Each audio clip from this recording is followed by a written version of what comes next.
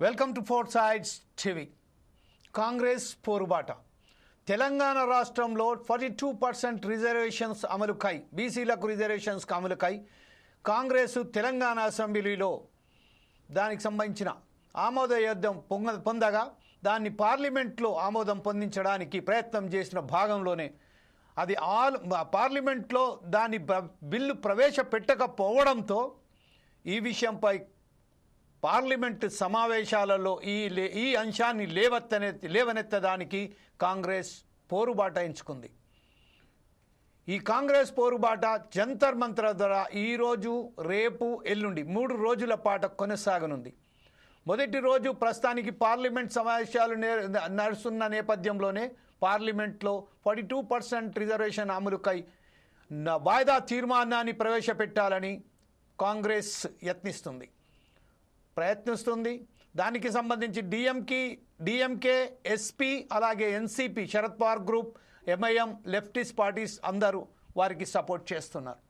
కానీ దానికి సంబంధించిన బీజేపీ మాత్రం ఎప్పుడైతే కాంగ్రెస్ తెలంగాణ అసెంబ్లీలో మాత్రం 42% రిజర్వేషన్స్కు సరి అయిన పద్ధతిలో మద్దతు పలికినప్పటికీ పార్లమెంట్లో మాత్రం దీనికి సంబంధించింది ఇందులో 42% రిజర్వేషన్స్ కల్పించినప్పుడైతే కొంతమందికి ఎవరైతే ఉన్నారో వర్గాల వారికి అనుకూలంగా మారబోతున్నది ఈ పార్లమెంటు. కేవలం వారికి సంబంధించిందే ఈ కాంగ్రెస్ పార్టీ 42% రిజర్వేషన్స్ అనేది తీసుకొచ్చింది అని చెప్పి అక్కడ పార్లమెంట్లో వాళ్ళు దానికి అడ్డుకుంటున్నారు. ఈ నేపథ్యంలోనే రాష్ట్రపతి నుంచి 9th షెడ్యూల్లో దీన్ని అమెండ్మెంట్ చేయాలని ఒక ఉద్దేశంతో రాష్ట్రపతిని కూడా ఈ కాంగ్రెస్ పార్టీకి సంబంధించిన సభ్యులు రేవంత్ రెడ్డి సమక్షంలో పార్లమెంట్ మన రాష్ట్రపతిని కూడా కలవనున్నారు. అది 7వ తారీఖు నాడు. ఈరోజు మాత్రం పార్లమెంటు సమావేశాలలో దాని వాయిదా తీర్మానం, అలాగే ధర్నా కార్యక్రమం, అనేక పార్టీలకు సంబంధించిన వారు ఆ ధర్నాను వారికి ఉద్దేశించి మాట్లాడబోతున్నారు. రేపు కూడా మార్నింగ్ నుంచి వెళ్ళి ఈవినింగ్ వరకు మహాధర్నా ఏర్పాటు చేయడమైంది. ఈ నేపథ్యంలోనే ఈరోజు ఢిల్లీలో జరుగుతున్న ఈ మహాధర్నా కార్యక్రమానికి నిన్న ఎప్పుడైతే అక్కడ ప్రత్యేకంగా చెర్లపల్లి నుండి 1200 కాంగ్రెస్ నాయకులతో సహా కలిపి ఒక ప్రత్యేకమైన రైలు అక్కడ నిన్ననే చేరుకుంది. ఈ నేపథ్యంలోనే సునీతారావు, మహిళా కాంగ్రెస్ నాయకురాలైనటువంటి సునీతారావు నేతృత్వంలో 200 మంది పైగా మహిళా కాంగ్రెస్ కార్యకర్తలు, నాయకురాళ్ళు కూడా అక్కడ చేరుకోవడం జరిగింది. అలాగే బీసీ నాయకులైనటువంటి అనేక సంఘాల నాయకులు కూడా అక్కడ చేరుకోవడం జరిగింది. దాంతోపాటు కాంగ్రెస్కు సంబంధించిన ప్రతి జిల్లాల నుండి 25 నుంచి 50 మంది వరకు నాయకులు, ఎవరైతే ప్రముఖ నాయకులు ఉన్నారో, బీసీ సంఘాల నాయకులు కానీ, అనేక పార్టీ నాయకులు కానీ, వారి కాంగ్రెస్ పార్టీ నాయకులు కానీ వారు కూడా వెళ్ళడం జరిగింది. ప్రస్తుతం మనం చూస్తే జంతర్ మంతర్ దగ్గర మనకు సంబంధించింది అక్కడి నుంచెల్లే లైవ్లో మాట్లాడడానికి సిద్ధంగా ఉన్న టీపీసీసీ అధికార ప్రతినిధి అయినటువంటి పల్లె రామచంద్ర గౌడ్ గారు అక్కడి నుంచి ప్రత్యేకంగా మనకు జూమ్ లింక్లో రెడీగా ఉన్నారు మాట్లాడడానికి. అలాగే ఇదే సమయంలో బీజేపీ నాయకులైనటువంటి చెదురుపల్లి శ్రీనివాస్ గౌడ్ గారు ఇక్కడ నుండి మనకు లైన్లో మాట్లాడడానికి సిద్ధంగా ఉన్నారు. అలాగే గంట రాములు యాదవ్ గారు, బీఆర్ఎస్ నాయకులైనటువంటి గంట రాములు యాదవ్ గారు కూడా మనతోటి సిద్ధంగా ఉన్నారు. అలాగే పెద్దరాజు మాధవరాజు గారు, బీసీ నాయకులైనటువంటి వారు కూడా మనతోటి ఉన్నారు. అలాగే పోచబోయిన శ్రీహరి యాదవ్ గారు, జాక్ స్టేట్ చైర్మన్ మనతోటి ఈరోజు సిద్ధంగా ఉన్నారు జూమ్ లింక్లో మాట్లాడడానికి. ప్రస్తుతం మనొకసారి ఎవరైతే పల్లె రామచంద్ర గౌడ్ గారు అక్కడి నుంచి వెళ్ళే జంతర్ మంతర్ నుండే మనతో మాట్లాడడానికి సిద్ధంగా ఉన్నారు. యాదవ్ గారి దగ్గరికి వెళ్దాం. ఫస్ట్ ఆఫ్ ఆల్ పల్లె రామచంద్ర గౌడ్ గారి దగ్గరికి వెళ్దాం. పల్లె రామచంద్ర గౌడ్ గారు, ప్రస్తుతం అక్కడ జంతర్ మంతర్ వద్ద పరిస్థితి ఏంటి? ఎవరిని ఉద్దేశించి మాట్లాడుతున్నారు? దీనికి అనేక సంఘాలకు గాను ఎంతమంది అక్కడికి ధర్నాలో పాల్గొన్నట్టున్నది? ఈ 42 రిజర్వేషన్స్ పై ఈరోజు అక్కడ జరుగుతున్న పరిణామాలేంటి?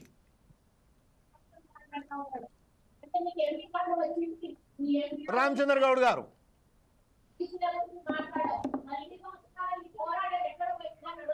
సార్ రామచంద్ర గౌడ్ గారు, మీ ఫోన్ మ్యూట్లో ఉన్నదండి, అన్మ్యూట్ చేసుకొని మాట్లాడండి. ఎనీవే, అక్కడి నుంచి వెళ్ళి బీఆర్ఎస్ నాయకులైనటువంటి గంట రాములు యాదవ్ గారు కూడా మనతోటి ఉన్నారు. బీఆర్సీ నాయకులైనటువంటి ఇక్కడ వారు ప్రస్తుతానికైతే బీసీకి సంబంధించిన రిజర్వేషన్ సంబంధించింది బీఆర్ఎస్ పార్టీ కూడా ఇక్కడికి ఫస్ట్ ఆఫ్ ఆల్ అసెంబ్లీలో అసెంబ్లీలో ప్రవేశపెట్టినట్టు మాత్రం ఖచ్చితంగా బీఆర్ఎస్ పార్టీ కూడా దాన్ని ఒకసారిగా ఆమోదించింది, దానికి సపోర్ట్ చేసింది. కానీ ఇప్పుడు మాత్రం ఒకసారి దానికి వ్యతిరేకిస్తుంది. కేవలం ఇది ఆమోదయోగ్యం పొందదు పార్లమెంట్లో అని చెప్పుకుంటూ పోతుంది. ఈ విషయంపై మన రాములు యాదవ్ గారి దగ్గర దాం. రాములు యాదవ్ గారు, ఇప్పుడు బీఆర్ఎస్ పరిస్థితి ఏంటండి? బీఆర్ఎస్ పార్టీ దీనికి అనుకూలంగా వ్యతిరేకమా? నమస్కారం జమీల్ భాయ్. Ya please sir, go head. Debate లో పాల్గొన్న అందరికి కూడా నమస్కారం. ఇక్కడ నా దాంట్లో ఫోర్ సైడ్స్ టీవీ అనే వస్తుంది. అది మీ స్క్రీన్ వస్తలేదు జమీల్ భాయ్. Okay, can you check with my screen? And moreover just Ramachandra Goud గారు, మీ ఫోన్ ను మ్యూట్ చేసేయండి సార్. రామచంద్ర గౌడ్ గారు,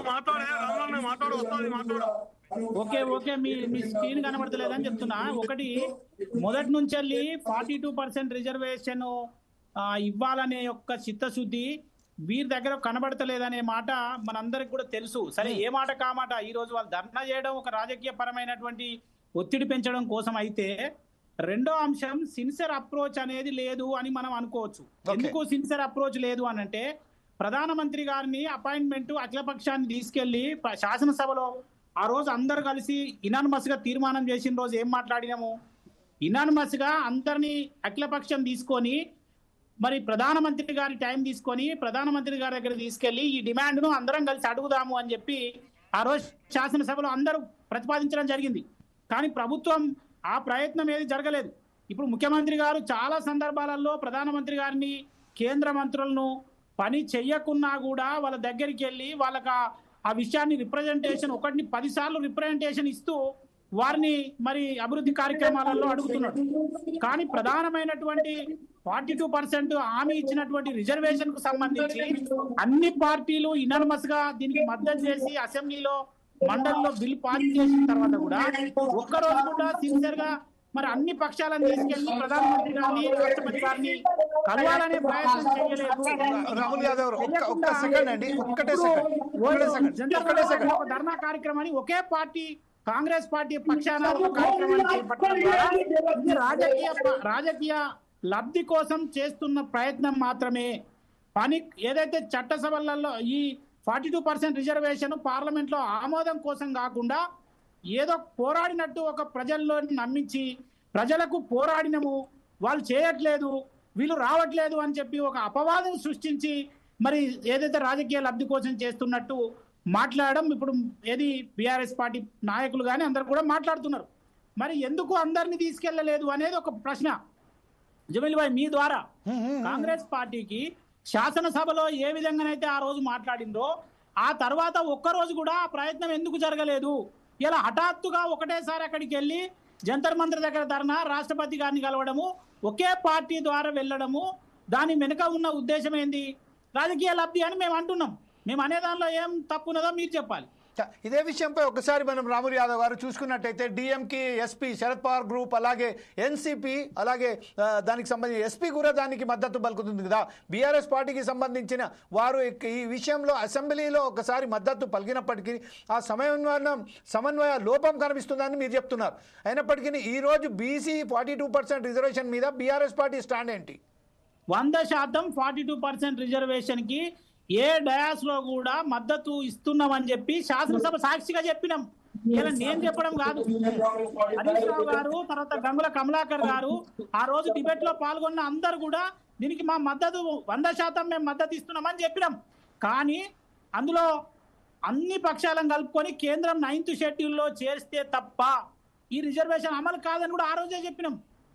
ఇలా 2 నెలలు, 3 నెలలు, 4 నెలల తర్వాత మళ్ళీ ధర్నా ఒక్క రాజకీయ పార్టీ నిర్ణయం తీసుకొని పోవడం కాకుండా 4 నెలల ముందు శాసనసభలనే చెప్పడం జరిగింది.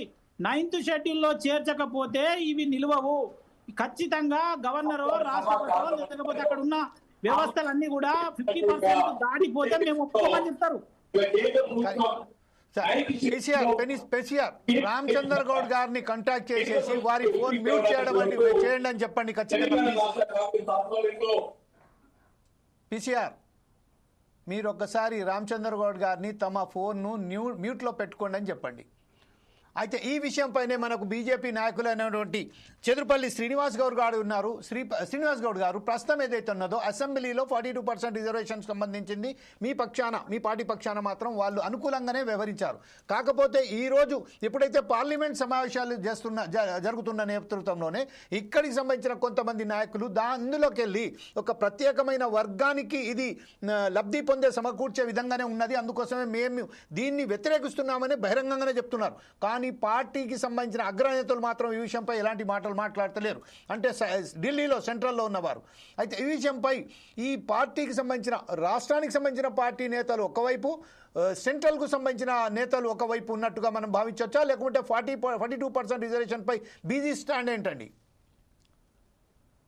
ముందుగా ఫోర్సైట్ టీవీ వాళ్ళకి, అదేవిధంగా ఈ చర్చలో పాల్గొంటున్నటువంటి సోదరులందరికీ నమస్కారం తెలియజేస్తూ, ఇప్పుడు ఈ 42% బీసీ రిజర్వేషన్ అని చెప్పి ఇప్పుడు ఈ రెండు పార్టీలు ఎవరికి వాళ్ళు రాజకీయ లబ్ధి కోసమే తప్ప, ఒకరేమో ఇక్కడ హైదరాబాద్ లో ధర్నా పెడతారు, ఒకరేమో ఢిల్లీలో ధర్నా పెడతారు.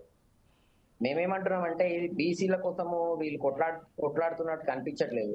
వీళ్ళు 42% 42% బీసీలకు రిజర్వేషన్ అని చెప్పి మరి అందులో నుంచి 10% ముస్లింలకు ఇచ్చుకుంటూ మరి అది బీసీలకు రిజర్వేషన్ ఎట్లయితుందో మాకైతే అర్థం అవ్వట్లేదు. మీరు 42కి 42% బీసీలకు రిజర్వేషన్ ఇవ్వండి, ఇస్తే దాన్ని జనాలంతా యాక్సెప్ట్ చేస్తారు. ఈరోజు ఢిల్లీలో ధర్నా పెట్టినారు, అక్కడ ప్రజలు బీసీలు వాళ్ళ వైపు లేనేలేరు, అక్కడ వెళ్ళి ఢిల్లీలో ధర్నా పెట్టున్నారు. ఢిల్లీలో ఎందుకు ధర్నా పెట్టినారో కూడా అర్థం అవుతలేదు. ఢిల్లీలో ధర్నా పెట్టాల్సినటువంటి అవసరం లేదు. ఇక్కడ చూస్తుంటే భారతీయ జనతా పార్టీ మాత్రమే బీసీల వైపు ఉంది. మేము ఇక్కడ క్లియర్ కట్ గా చెప్తున్నాము, రాబోయే రోజుల్లో ఇక్కడ ఏదైతే సీఎం ఉంటున్నారో ఆ సీఎం కూడా మేము బీసీ అభ్యర్థి పేరే బీసీని మేము ప్రకటిస్తున్నాం, బీసీ అని మేము క్లియర్ కట్ గా చెప్తున్నాం. అదే రకంగా కేంద్రంలో చూసుకున్నట్టయితే దాదాపు 42% మేము బీసీలకు ఇచ్చాము. అదే విధంగా 10% ఎస్సీ ఎస్టీలకు ఇచ్చాము, ఒక 5% ముస్లింలకు ఇవ్వడం కూడా జరిగింది. మేము ఒకటే అడుగుతున్నాం మీ కాంగ్రెస్ ప్రభుత్వాన్ని, నువ్వు ఇక్కడ రాష్ట్రంలో వెళ్తున్నావు కదా, ఎంతమంది బీసీలకు మంత్రుల పదవులు ఇచ్చినావని మేము కొంచెం వాయిస్ వస్తలేదు. పీసీఆర్ కొంచెం చెక్ చేయండి. PCR attention please. వాయిస్ రావట్లేదని చెప్తున్నారు, ఒకసారి చెక్ చేయండి ప్లీజ్. వాయిస్ చాలా తక్కువ వస్తుంది సార్. ఓకే జమీల్ భాయ్, yeah just PCR. Okay, shall I go head? Right sir, మాట్లాడండి సార్. బ్రదర్ వాయిస్ వినపడుతుందా? లైవ్ లో ఉన్న అందరికి వినబడుతుందండి, అందరికి వినబడుతుంది, కాకపోతే మీకు అక్కడ కొంచెం ఇంటర్ఫేర్ ఉన్నదని. No problem. మేము ఏమంటున్నాం అంటే ఈ ఏదైతే టీఆర్ఎస్ ప్రభుత్వం కావచ్చో కాంగ్రెస్ ప్రభుత్వం కావచ్చో ఓన్లీ రాజకీయ లబ్ధి కోసమే ఏదైతే స్థానిక సంస్థల ఎలక్షన్స్ ఉన్నాయో దాని ముందు ఒక డ్రామా ఆడుతున్నారు తప్ప వీళ్ళు బీసీలకు చేసేది ఏమీ లేదు, బీసీలకు ఏమి చెయ్యరని చెప్పి కూడా మేము భారతీయ జనతా పార్టీ తరఫున మేము చెప్తున్నాం. గతంలో ఉన్నటువంటి పార్టీ ఏదైతే టీఆర్ఎస్ పార్టీ ఉందో వాళ్ళు బీసీలకు ఏమి ఇచ్చినారు, ఏం చేసినారని అందరు చూసినారు. బీసీలకు కులవృత్తులే చేసుకోండి, మీరు మేకలే పెంచుకోండి అని తప్ప గొర్రెలను పెంచుకోండి, బర్రెలను పెంచుకోండి అని చెప్పి ఆ నాయకుడు ఆ రకంగా చేసిపోతే ఇప్పుడు ఈ నాయకులు వచ్చి ఏం చేసినారు, మేము 42% ఇస్తామని చెప్పి కామారెడ్డి డిక్లరేషన్ లో ఏం చెప్పినారండి? 42% బీసీలకు ఇస్తామని చెప్పిరా, లేకపోతే 42% లో 10% ముస్లింలకు ఇస్తామని చెప్పిరా అనేది ఒకటి వారు క్లియర్ గా ఆలోచించుకోవాల్సిన అవసరం ఉంది. ఇప్పుడు మేము మా భారతీయ జనతా పార్టీ విషయానికి వచ్చేసరికి కేంద్రంలో 27 మంది మంత్రి పదవులను ఇచ్చినాం. నువ్వు రాష్ట్రంలో ఎంతమంది మంత్రి పదవులను ఇచ్చినావు? ఫస్ట్ ఇక్కడ ఏదైతే మీరు ఇక్కడ రాష్ట్రంలో ఎలగబెడుతున్నారో ఫస్ట్ ఇక్కడ బీసీలకు ఏం చేసినారు అనేది క్లియర్ కట్ గా చెప్పండి. చెప్పిన తర్వాత వెళ్ళి మీరు ఢిల్లీలో కూర్చోవలసిందిగా మేము ఈ సందర్భంగా తెలియజేస్తున్నాము. వీళ్ళు కేవలం ఒక రాజకీయ లబ్ధి కోసమే చేస్తున్నారు. కాంగ్రెస్ పార్టీ కావచ్చు, టిఆర్ఎస్ పార్టీ కావచ్చు, వాళ్ళ వైపు బీసీ నాయకులు కానీ బీసీ సోదరులు కానీ బీసీ సమాజం ఓన్లీ భారతీయ జనతా పార్టీ వైపే చూస్తుంది. రేపు ఫ్యూచర్ లో కూడా మేము క్లియర్ గా చెప్తున్నామండి, రేపు సీఎం అభ్యర్థి బీసీ అభ్యర్థిని ప్రకటిస్తామని చెప్పి వాళ్ళని చెప్పమని చెప్పండి. చెప్పరు. 42% డిక్లరేషన్ అని చెప్పినారు, 42% బీసీలకు ఇస్తామని చెప్పినారు, మళ్ళీ అందులోకి వెళ్ళి 10% ముస్లింలకు ఇస్తామంటున్నారు. ఏదైనా రిజర్వేషన్ ఏదైతే కులాల ప్రాతిపదికన వస్తే తప్ప ఈ మతాల ప్రాతిపదికన రాదని చెప్పి ఈ సందర్భంగా తెలియజేస్తూ, Right. ఒక్కసారి వీళ్ళు ఢిల్లీలో ధర్నాలు చేసినా ఇంకెక్కడ చేసినా కూడా బీసీలు మాత్రం కాంగ్రెస్ వైపు చూడట్లేదని చెప్పి ఈ సందర్భంగా మరొకసారి నేను తెలియజేస్తున్నాను. రైట్ సార్, ఇదే విషయంపై పోచపైన శ్రీహరి యాదవ్ గారు, యాదవ్ జాక్ చైర్మన్ అయినటువంటి యాదవ్ గారి దగ్గరికి వెళ్దాం. యాదవ్ గారు ప్రస్తుతం మన మిత్రుడైనటువంటి మన చెదురుపల్లి శ్రీనివాస్ గౌడ్ గారు ఒక విషయం చెప్తున్నారు. అలాగే మనకు సంబంధించిన రాములు యాదవ్ గారు, బీఆర్ఎస్ నాయకులైనటువంటి రాములు యాదవ్ గారు చెప్పారు. ప్రస్తుతం ఏదైతే కేవలం రాజకీయ లబ్ధి గురించే కాంగ్రెస్ పార్టీ ఈరోజు ఈ ధర్నాలు నిర్వహిస్తున్నది. ఒకవేళ వారు సిన్సియర్ అయితే ధర్నాలు ఇక్కడ రాష్ట్రంలో చేయండి, కేంద్రంలో చేయవలసిన అవసరం ఏమొచ్చింది అంటే బీఆర్ఎస్ నాయకులైనటువంటి రాములు యాదవ్ కూడా చెప్తున్నారు ఏంటంటే, మాకు కల్పకుండానే వీరు ఎందుకు వెళ్ళారు, ఎప్పుడైతే అసెంబ్లీ సమావేశంలో తీర్మానం చేసినప్పుడు అందరితోని కలిసి మేము వెళ్దామని చెప్పినప్పుడు ఏకపక్షంగా వారు ఒంటరిగా ఎందుకు వెళ్ళడం జరిగింది, మాతోనే ఎందుకు వారు సంప్రదించలేదు అని చెప్తున్నారు. ఇంకోటి మన మిత్రులైనటువంటి శ్రీనివాస్ గౌడ్ గారు ఏం చెప్తున్నారంటే, ఈ 42% రిజర్వేషన్ కనుక అమలు చేస్తే అందులో ప్రధానంగా ఒక వర్గానికి సంబంధించిన వారికి 10% రిజర్వేషన్స్ పోతాయి, దాని లెక్క మొత్తం తేల్చండి అని చెప్తున్నారు. ఈ విషయంపై మీరేమంటారండి? నమస్తే, ప్యానల్లో ఉన్న మిత్రులందరూ కూడా నమస్తే అన్న. ప్రత్యేకించి ఈరోజు తెలంగాణకు సంబంధించి తన జీవితాన్ని మొత్తం తెలంగాణ రాష్ట్రం కోసమే అర్పించినటువంటి జయశంకర్ గారి 91వ జయంతి సందర్భంగా, అదేవిధంగా తన ఆట పాట మాట ద్వారా తెలంగాణ పైన జాగృతి చేసినటువంటి గద్దర్ గారి 2వ వర్ధంతి సందర్భంగా వారిని ఒకసారి మననం చేసుకుంటూ ఈరోజు చర్చలో పాల్గొన్న మిత్రులందరికీ నమస్తే చెప్తూ, అన్న ఇది దొందే అనే పద్ధతిలో కాంగ్రెస్ బీజేపీ బీసీల పట్ల వ్యవహరిస్తున్నాయన్న.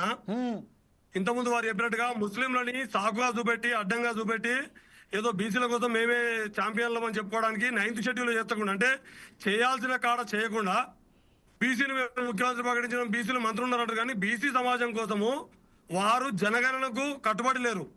బీసీ రిజర్వేషన్లకు మండల కమిషన్ సిఫారసుల్ని తుంగలో దొక్కి కమండలాన్ని పోటీగా తీసుకొచ్చి మందిర్ నినాదాన్ని తీసుకొచ్చి మొత్తం మండల కమిషన్ సిఫారసుల్ని పూర్తి స్థాయిలో అసలు ఎలాంటి అమలు జరగకుండా దానికి వ్యతిరేకంగా రక్తపాతం సృష్టించినటువంటి వాళ్ళు బీజేపీ వాళ్ళు కమండలం దీక్షను తీసుకొచ్చి, కాంగ్రెస్ ఏమో చేయాల్సిన పని చేయకుండా గాయం ఒక పుండో కాడ ఉంటే మందో కాడ పెడుతుంది. దాని వెనుక రాజకీయ ప్రయోజనాలు కనిపిస్తున్నాయి తప్ప, మీరు అన్నట్టుగా ఇంతకుముందు మా బీఆర్ఎస్ నాయకులు మిత్రులు రాములు యాదవ్ గారు అన్నట్టుగా అసెంబ్లీలో తీర్మానం చేసినప్పుడు ఏమనుకున్నాము, అఖిలపక్షం ఢిల్లీ వెళ్ళాలనుకున్నాం. కానీ అఖిలపక్షం కాకుండా ఎన్డీఏ పక్షం ఇప్పుడు ఆడుతుంది. మీరు కూడా ఇంతకుముందు మాట్లాడుతున్నప్పుడు మధ్యలో కాంగ్రెస్ మాత్రమే లేదు, అక్కడ డిఎంకే ఉంది, వాళ్ళు ఉంది, వీళ్ళు అంటారు. వాళ్ళందరూ ఒక కూటమి, అది ఇండియా కూటమికి సంబంధించినటువంటి వాళ్ళందరినీ అక్కడికి పిలుచుకున్నారు. వాళ్ళు ఇప్పుడు దాన్ని జాతర చేసుకొని ఎన్నికలకు పోయే ముందు మేమే బీసీ ఛాంపియన్లని చెప్పుకొని ఒక మభ్య పెట్టడం కోసం ఆడుతున్నటువంటి ఇది ఒక రాజకీయ డ్రామానే తప్ప చిత్తశుద్ధి లేదు ఇందులో. చిత్తశుద్ధి ఉంటే ఏం చేయాలి? బీసీ రిజర్వేషన్లకు సేఫ్ గార్డ్ ఏంది, వజ్రాయుధం అంటే ప్రొటెక్షన్ ఏంటిది, సెల్ఫ్ బీసీ రిజర్వేషన్లకు 9th షెడ్యూల్ మాత్రమే సేఫ్ గార్డ్. అసలు 9th షెడ్యూల్ విషయాన్ని గాలికి వదిలేసి ధర్నాల పేరు మీద కాలయాపన చేసుకొని పార్టీ శోభ చేసుకోవడం కోసం ఇప్పుడు రాహుల్ గాంధీ గారు కాన్స్టిట్యూషన్ చేతిలో పట్టుకొని తిరిగారు ఇండియాలో, భారత్ జోడో యాత్ర పేరుతో.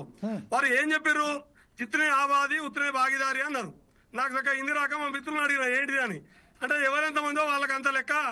అన్ని విషయాలలో దేనికోసం లెక్కలు కావాలి, జనగణనలో కులగణన అంటే మొత్తం లెక్కలు తేలితే అభివృద్ధి సంక్షేమ పథకాలలో కూడా వాళ్లకు వాటాలు తేలుతుందని అన్నాడు. మరి ఇక్కడ కాంగ్రెస్ అధికారంలోకి వచ్చింది. అధికారంలోకి వచ్చిన కాంగ్రెస్ కాడ వాళ్ళ జనాభా తేలింది కదా, మన లెక్కలు చేసారు కదా. ఆ లెక్కల ప్రకారం బీసీలకు మంత్రివర్గంలో చోటు ఇవ్వాలి కదా, కార్పొరేషన్ చైర్మన్లో చోటు ఇవ్వాలి కదా, పార్టీ నియామకాలలో చోటు ఇవ్వాలి కదా. చిత్తశుద్ధి ఎవరిదైనా ఎప్పుడు తెలుస్తుంది? నీ చేతులకు గంట వచ్చినప్పుడు, వడ్డింపు నీ చేతిలో ఉన్నప్పుడు నువ్వు ఎవరికి ఎట్లా వడ్డిస్తావు అనే దాన్ని బట్టే కదా నీ గుణం బయటపడుతుంది. మా ఊళ్ళో సామెత ఉంటుంది, కౌతు గుణం ఏదైనా ఉంటే గంటకాడ బయటపడుతుంటారు, గిన్నెకాడ కుండకాడ బయటపడుతుంటారు. అని గుణం ఏదో వెళ్తాడు, కుండకాడ వెళ్తా అంటారు. అంటే వడ్డించేటప్పుడు ఎవరెవరికి ఎట్లా వేస్తాడు అనే దాన్ని బట్టి ఆయన అందరి మేలు కోరుతాడా తన మేలు కోరుకుంటాడా అనే ఊళ్ళల్లో సామెత ఉంటుంది. ఎట్లా ఇప్పుడు ఈయన గుణం తెలిసిపోయింది కదా, వీళ్ళ చేతిలో ఇవాళ కుండ ఉన్నది, అంటే పంపిణీ చేయడానికి సంబంధించినటువంటి అధికారం వీళ్ళ దగ్గర ఉన్నది. ఉన్నప్పుడు వీళ్ళు ఎట్లా వ్యవహరిస్తున్నారు? అట్లే ఇంతకుముందు మా బీజేపీ నాయకులు మిత్రులు చెప్తా ఉన్నారు, వాళ్ళు బీజేపీ పార్టీ ఏదో చిత్తశుద్ధి గురించి చెప్తున్నారు. ముఖ్యమంత్రి ప్రకటించాలని ముఖ్యమంత్రిని ప్రకటించడం ఎలిమినేటర్ ఇచ్చినావు మరి, అంటే ఓట్లు దండుకోవడానికి మీకు బీసీ మంత్రం కావాలి. కానీ ఇప్పుడు ఎలిమినేటర్ ఎవరికి ఇచ్చినావు? ఉన్న 8 మంది ఎమ్మెల్యేలలో మళ్ళా ఓ పటేల్ని తీసుకొచ్చి పెట్టావు. అట్లా ఏం చేసినావు? మొన్నదాకా బీసీనే రాష్ట్ర అధ్యక్షుడు అవుతాడు ఊరిచ్చి చేంజ్ చేసారు. మండల్ కమిషన్ సిఫార్సులకు వ్యతిరేకంగా ఈ కమండలాన్ని మందిరాన్ని తీసుకొచ్చి పచ్చి రిజర్వేషన్ల వ్యతిరేకంగా ఉస్మానియా యూనివర్సిటీలో ప్రధానంగా ఆనాడు ఉమ్మడి ఆంధ్రప్రదేశ్ లో బలమైనటువంటి ప్రతిఘాతుక ఉద్యమాన్ని నడిపినటువంటి రామచంద్రను తీసుకొచ్చి బీజేపీకి అధ్యక్షుని చేసినావు. అంటే మీ స్వభావం ఏం బయటపడుతుంది ఇక్కడ? యాంటీ రిజర్వేషన్ అయినటువంటి రిజర్వేషన్ వ్యతిరేకమైనటువంటి రామచంద్రను తీసుకొచ్చి అధ్యక్షుని పెట్టి బీసీని ముఖ్యమంత్రి చేస్తామని చెప్పి ఎల్పీ కలాపం చేసి ఢిల్లీలో ధర్నా చేస్తున్న వాళ్ళ పట్ల, లేకపోతే ఈ మొత్తం విషయంలో వీళ్ళ వ్యవహారం చూస్తే కాంగ్రెస్ అయినా బీజేపీ అయినా దొందే. ఈ రెండు ఇండియా కూటమి కానీ ఎన్డీఏ కూటమి కానీ బీసీ రిజర్వేషన్ల విషయంలో వీళ్ళకు చిత్తశుద్ధి లేకపోగా దారి మళ్లించి పక్కదారి పట్టించి ఈ నినాదాన్ని ఎవరికి వారే దీంతో లబ్ధి పొందడానికి ఇక్కడ కూడా వీళ్ళకి శుద్ధి లేదు అని వాళ్ళ ప్రాక్టీస్ లో కనబడుతుంది. నేను వాళ్ళ ప్రాక్టీస్ ఏం చేయాలా? నువ్వు బీసీ ముఖ్యమంత్రి అన్నావు, ఎల్పీ లీడర్ ఎవరికి ఇచ్చినావు, పార్టీ అధ్యక్షుడు ఎవరికి ఇచ్చినావు? ఎంతో మోసపోతున్నాడు కాదా? అంటే మంత్రులు ఇచ్చినాం, బీసీలకు మంత్రులు ఇచ్చినామంటే ఆ ఇచ్చిన వాళ్ళు చెప్పడం కూడా తెలుస్తుంది కదా మీకు. మేము ఇచ్చినామంటే వాళ్ళు ఇచ్చిన వాళ్ళు మేము తీసుకుంటున్నామా? ఇది కాదు. జనాభా నిష్పత్తి ప్రకారం ఇంకా సమాజంలో మనం ఇంతకుముందు మాట్లాడుకున్నట్టుగా జమీల్ భాయ్, స్వతంత్ర భారతానంతరము దశాబ్దాలకు ఉద్యమాలు వచ్చినాయి. మొదట్లో భూమి కోసం ఉద్యమాలు వచ్చినాయి, తర్వాత అభివృద్ధి కోసం ఉద్యమాలు వచ్చినాయి, తర్వాత ఈ ఫెడరల్ సిస్టమ్ లో ఢిల్లీ పెత్తనానికి వ్యతిరేకంగా ప్రాంతీయ ప్రజాస్వామ్యం, ఇంకా మిగిలిందల్లా నిజమైనటువంటి ఆజాదీ బీసీలు. ఎవరైతే సమాజంలో 60%, 100% మొత్తం దేశవ్యాప్తంగా ఉన్నటువంటి బీసీలు తన జనాభా నిష్పత్తి ప్రకారం ఈ దేశంలో ఉన్నటువంటి అన్ని రంగాల్లో, మిత్రులారా మనము ఎంతసేపు లోకల్ బాడీ ఎన్నికల గురించి మాట్లాడుకుంటున్నాం. ఈ దేశానికి సంబంధించినటువంటి రాజ్యాంగం అమలు చేసేటువంటి 3 విభాగాలు, అది శాసన నిర్మాణ శాఖ, కార్యనిర్వాహక శాఖ, న్యాయశాఖ. ఈ 3 విభాగాలలో జనాభా నిష్పత్తి ప్రకారం వాటా దక్కినప్పుడు మాత్రమే నిజమైనటువంటి ఆజాదీ బీసీలకు దక్కుతుంది. ఇది బీసీల ఆజాదీ పోరాటం. ఇప్పుడు ఈ స్థానిక సంస్థలు 42% రిజర్వేషన్లు, ఈ ఎంపీటీసీలు, జడ్పీటీసీలు వాళ్ళు ఇచ్చినా ఇవ్వకున్నా స్థానిక సంస్థలలో ఖచ్చితంగా 42 కాదు 50% కొట్టుకొచ్చుకుంటాం. సర్పంచులు, ఎంపీటీసీలు, జడ్పీటీసీలు పెరిగినటువంటి బీసీల సామాజిక చైతన్యం, రాజకీయ చైతన్యం రుజువు చేసుకుంటాం. ఇంకా మిగిలిన రేపు చట్టసభలలో, న్యాయ విభాగంలో, శాసన కార్యనిర్వాహక శాఖలో కూడా మా వాటా సాధించడం ఎట్లా, పార్లమెంటులో బిల్లు తీసుకొచ్చుకొని ఆమోదించుకోవడం ఎట్లా, దానికోసం పార్టీలకు అతీతంగా చిత్తశుద్ధి ఉంటే మిత్రులారా, మీరు కాంగ్రెస్ అయినా, బీజేపీ అయినా, బీఆర్ఎస్ అయినా, ఇంకే పార్టీ అయినా ఒక బీసీల నిజమైన ఆజాదీ పోరాటానికి సిద్ధం కావాలి. మన అందరం ఆ పోరాటం ద్వారా ఈ దేశంలో ప్రజలకు ఉన్న ఈ కనీస హక్కులు ఏవి కూడా స్వతంత్రంగా రాజ్యాంగం ఇచ్చేవి కావు. ప్రజలు పోరాడి ఉద్యమాల ద్వారా సాధించుకునే. కాబట్టి బీసీల ఆజాదీ పోరాటం మాత్రమే బీసీలకు రిజర్వేషన్లు సాధించి పెడుతుంది. ఈ సమాజంలో అభివృద్ధిలో కానీ, సంక్షేమంలో కానీ నిజమైనటువంటి వాటా మనకు దక్కుద్దని తెలియజేస్తూ ఈ కాంగ్రెస్ బీజేపీల నాటకాన్ని ప్రజలు పసిగట్టిరు. రేపటి ఎన్నికల్లో వీళ్ళు ఇద్దరు ఎండగడతారు కూడా. శ్రీహరి యాదవ్ గారు మరొకసారి మీ వద్దకు వస్తాను. ఇప్పుడు ప్రస్తుతం మనం మిత్రులైనటువంటి పల్లె రామచందర్ గౌడ్ గారి దగ్గరికి అక్కడనే ఉన్నారు, జంతర్ మంతర్ దగ్గర ఉన్నారు కాబట్టి అక్కడనే మాట్లాడదాం.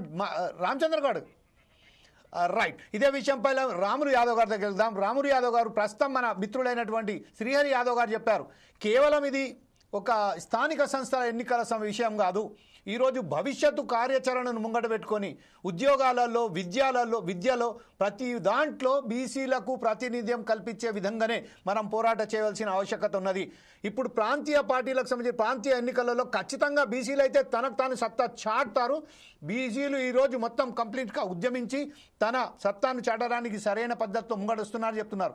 ఇప్పుడు కాంగ్రెస్ పార్టీ కానివ్వండి, బీజేపీ పార్టీ కానివ్వండి, తన ఉనికి కోసం ద్వంద్వ వైఖరి అవలంబిస్తుందని చెప్తున్నారు. ఈ విషయంపై అదే బీఆర్ఎస్ నాయకులుగా మీరేమంటారండి? వాస్తవానికి చూస్తే మాత్రం శ్రీహరి యాదవ్ గారు చెప్పింది రాజ్యాధికారం సాధించుకోవడానికి మాత్రం అని చెప్పిన మాత్రం వాస్తవమే అనిపిస్తుంది. ఈ విషయంపై అదే బీఆర్ఎస్ నాయకులుగా అలాగే యాదవ్ కమ్యూనిటీకి ఒక ప్రతినిధిగా మీరేమంటారండి? శ్రీహరి అన్నకి, శ్రీనివాస్ గారికి నమస్కారం. Please sir. ఇప్పుడు శ్రీహరి అన్న మొత్తం రూట్ మ్యాప్ చెప్పిండు. ఆజాదీ కోసం ఏం చేయాలో, ఈ పార్టీలు ఏం చేయాలో అందరికీ ఏది ఒక రూట్ మ్యాప్ నే చెప్పడం జరిగింది. అందులో ఏ ఒక్క అక్షరాన్ని కూడా మనం తీసేయడానికి లేదు. దాన్ని డిబేట్ చేసే అంశం కూడా కాదు. ఎందుకంటే జరిగింది ఏందో చెప్పిండు, జరగబోయేది ఏందో చెప్పిండు, రేపు ఏం చేయాలో కూడా చెప్తున్నాడు. అంటే అన్ని పార్టీలు కూడా ప్రధానంగా ఆ 3 విభాగాలలో వాటా దక్కినప్పుడే తప్పకుండా జరుగుతుంది. ఇంకోటి, ఇప్పుడు ఆల్రెడీ 2019 ఎన్నికలలో మనం 50% పైచీలకు బీసీలు గెలుచున్నారు.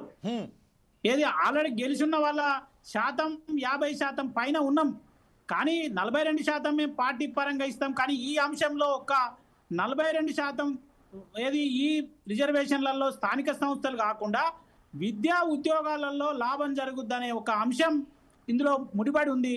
దాని కొరకు అన్ని పార్టీలు అందరం ఇప్పటికిప్పుడు ఏది తాత్కాలిక ఉపశమనం కింద ఈ 42% విద్యా ఉద్యోగాలలో వచ్చే ఒక రిజర్వేషన్ తోటి కొంతమంది పిల్లలు ఆ చట్టసభలలో, ఆ న్యాయ విభాగంలో, ఆ ఏదైతే కార్యవర్గం సంబంధించిన అడ్మినిస్ట్రేషన్లో మనకు వాటా వచ్చే లోపు ఇక్కడ స్థానికంగా మరి విద్యార్థులు కానీ నిరుద్యోగులు కానీ వాళ్ళందరికీ కూడా అవకాశాలు వస్తాయి అనేది ఒక అంశం, ప్రధానమైనటువంటి అంశం. అది లోకల్ బాడీ అంశం. ఇప్పటికిప్పుడు ఏదో ప్రభుత్వం చెప్తుంది 1600 కోట్లు పోతున్నాయని.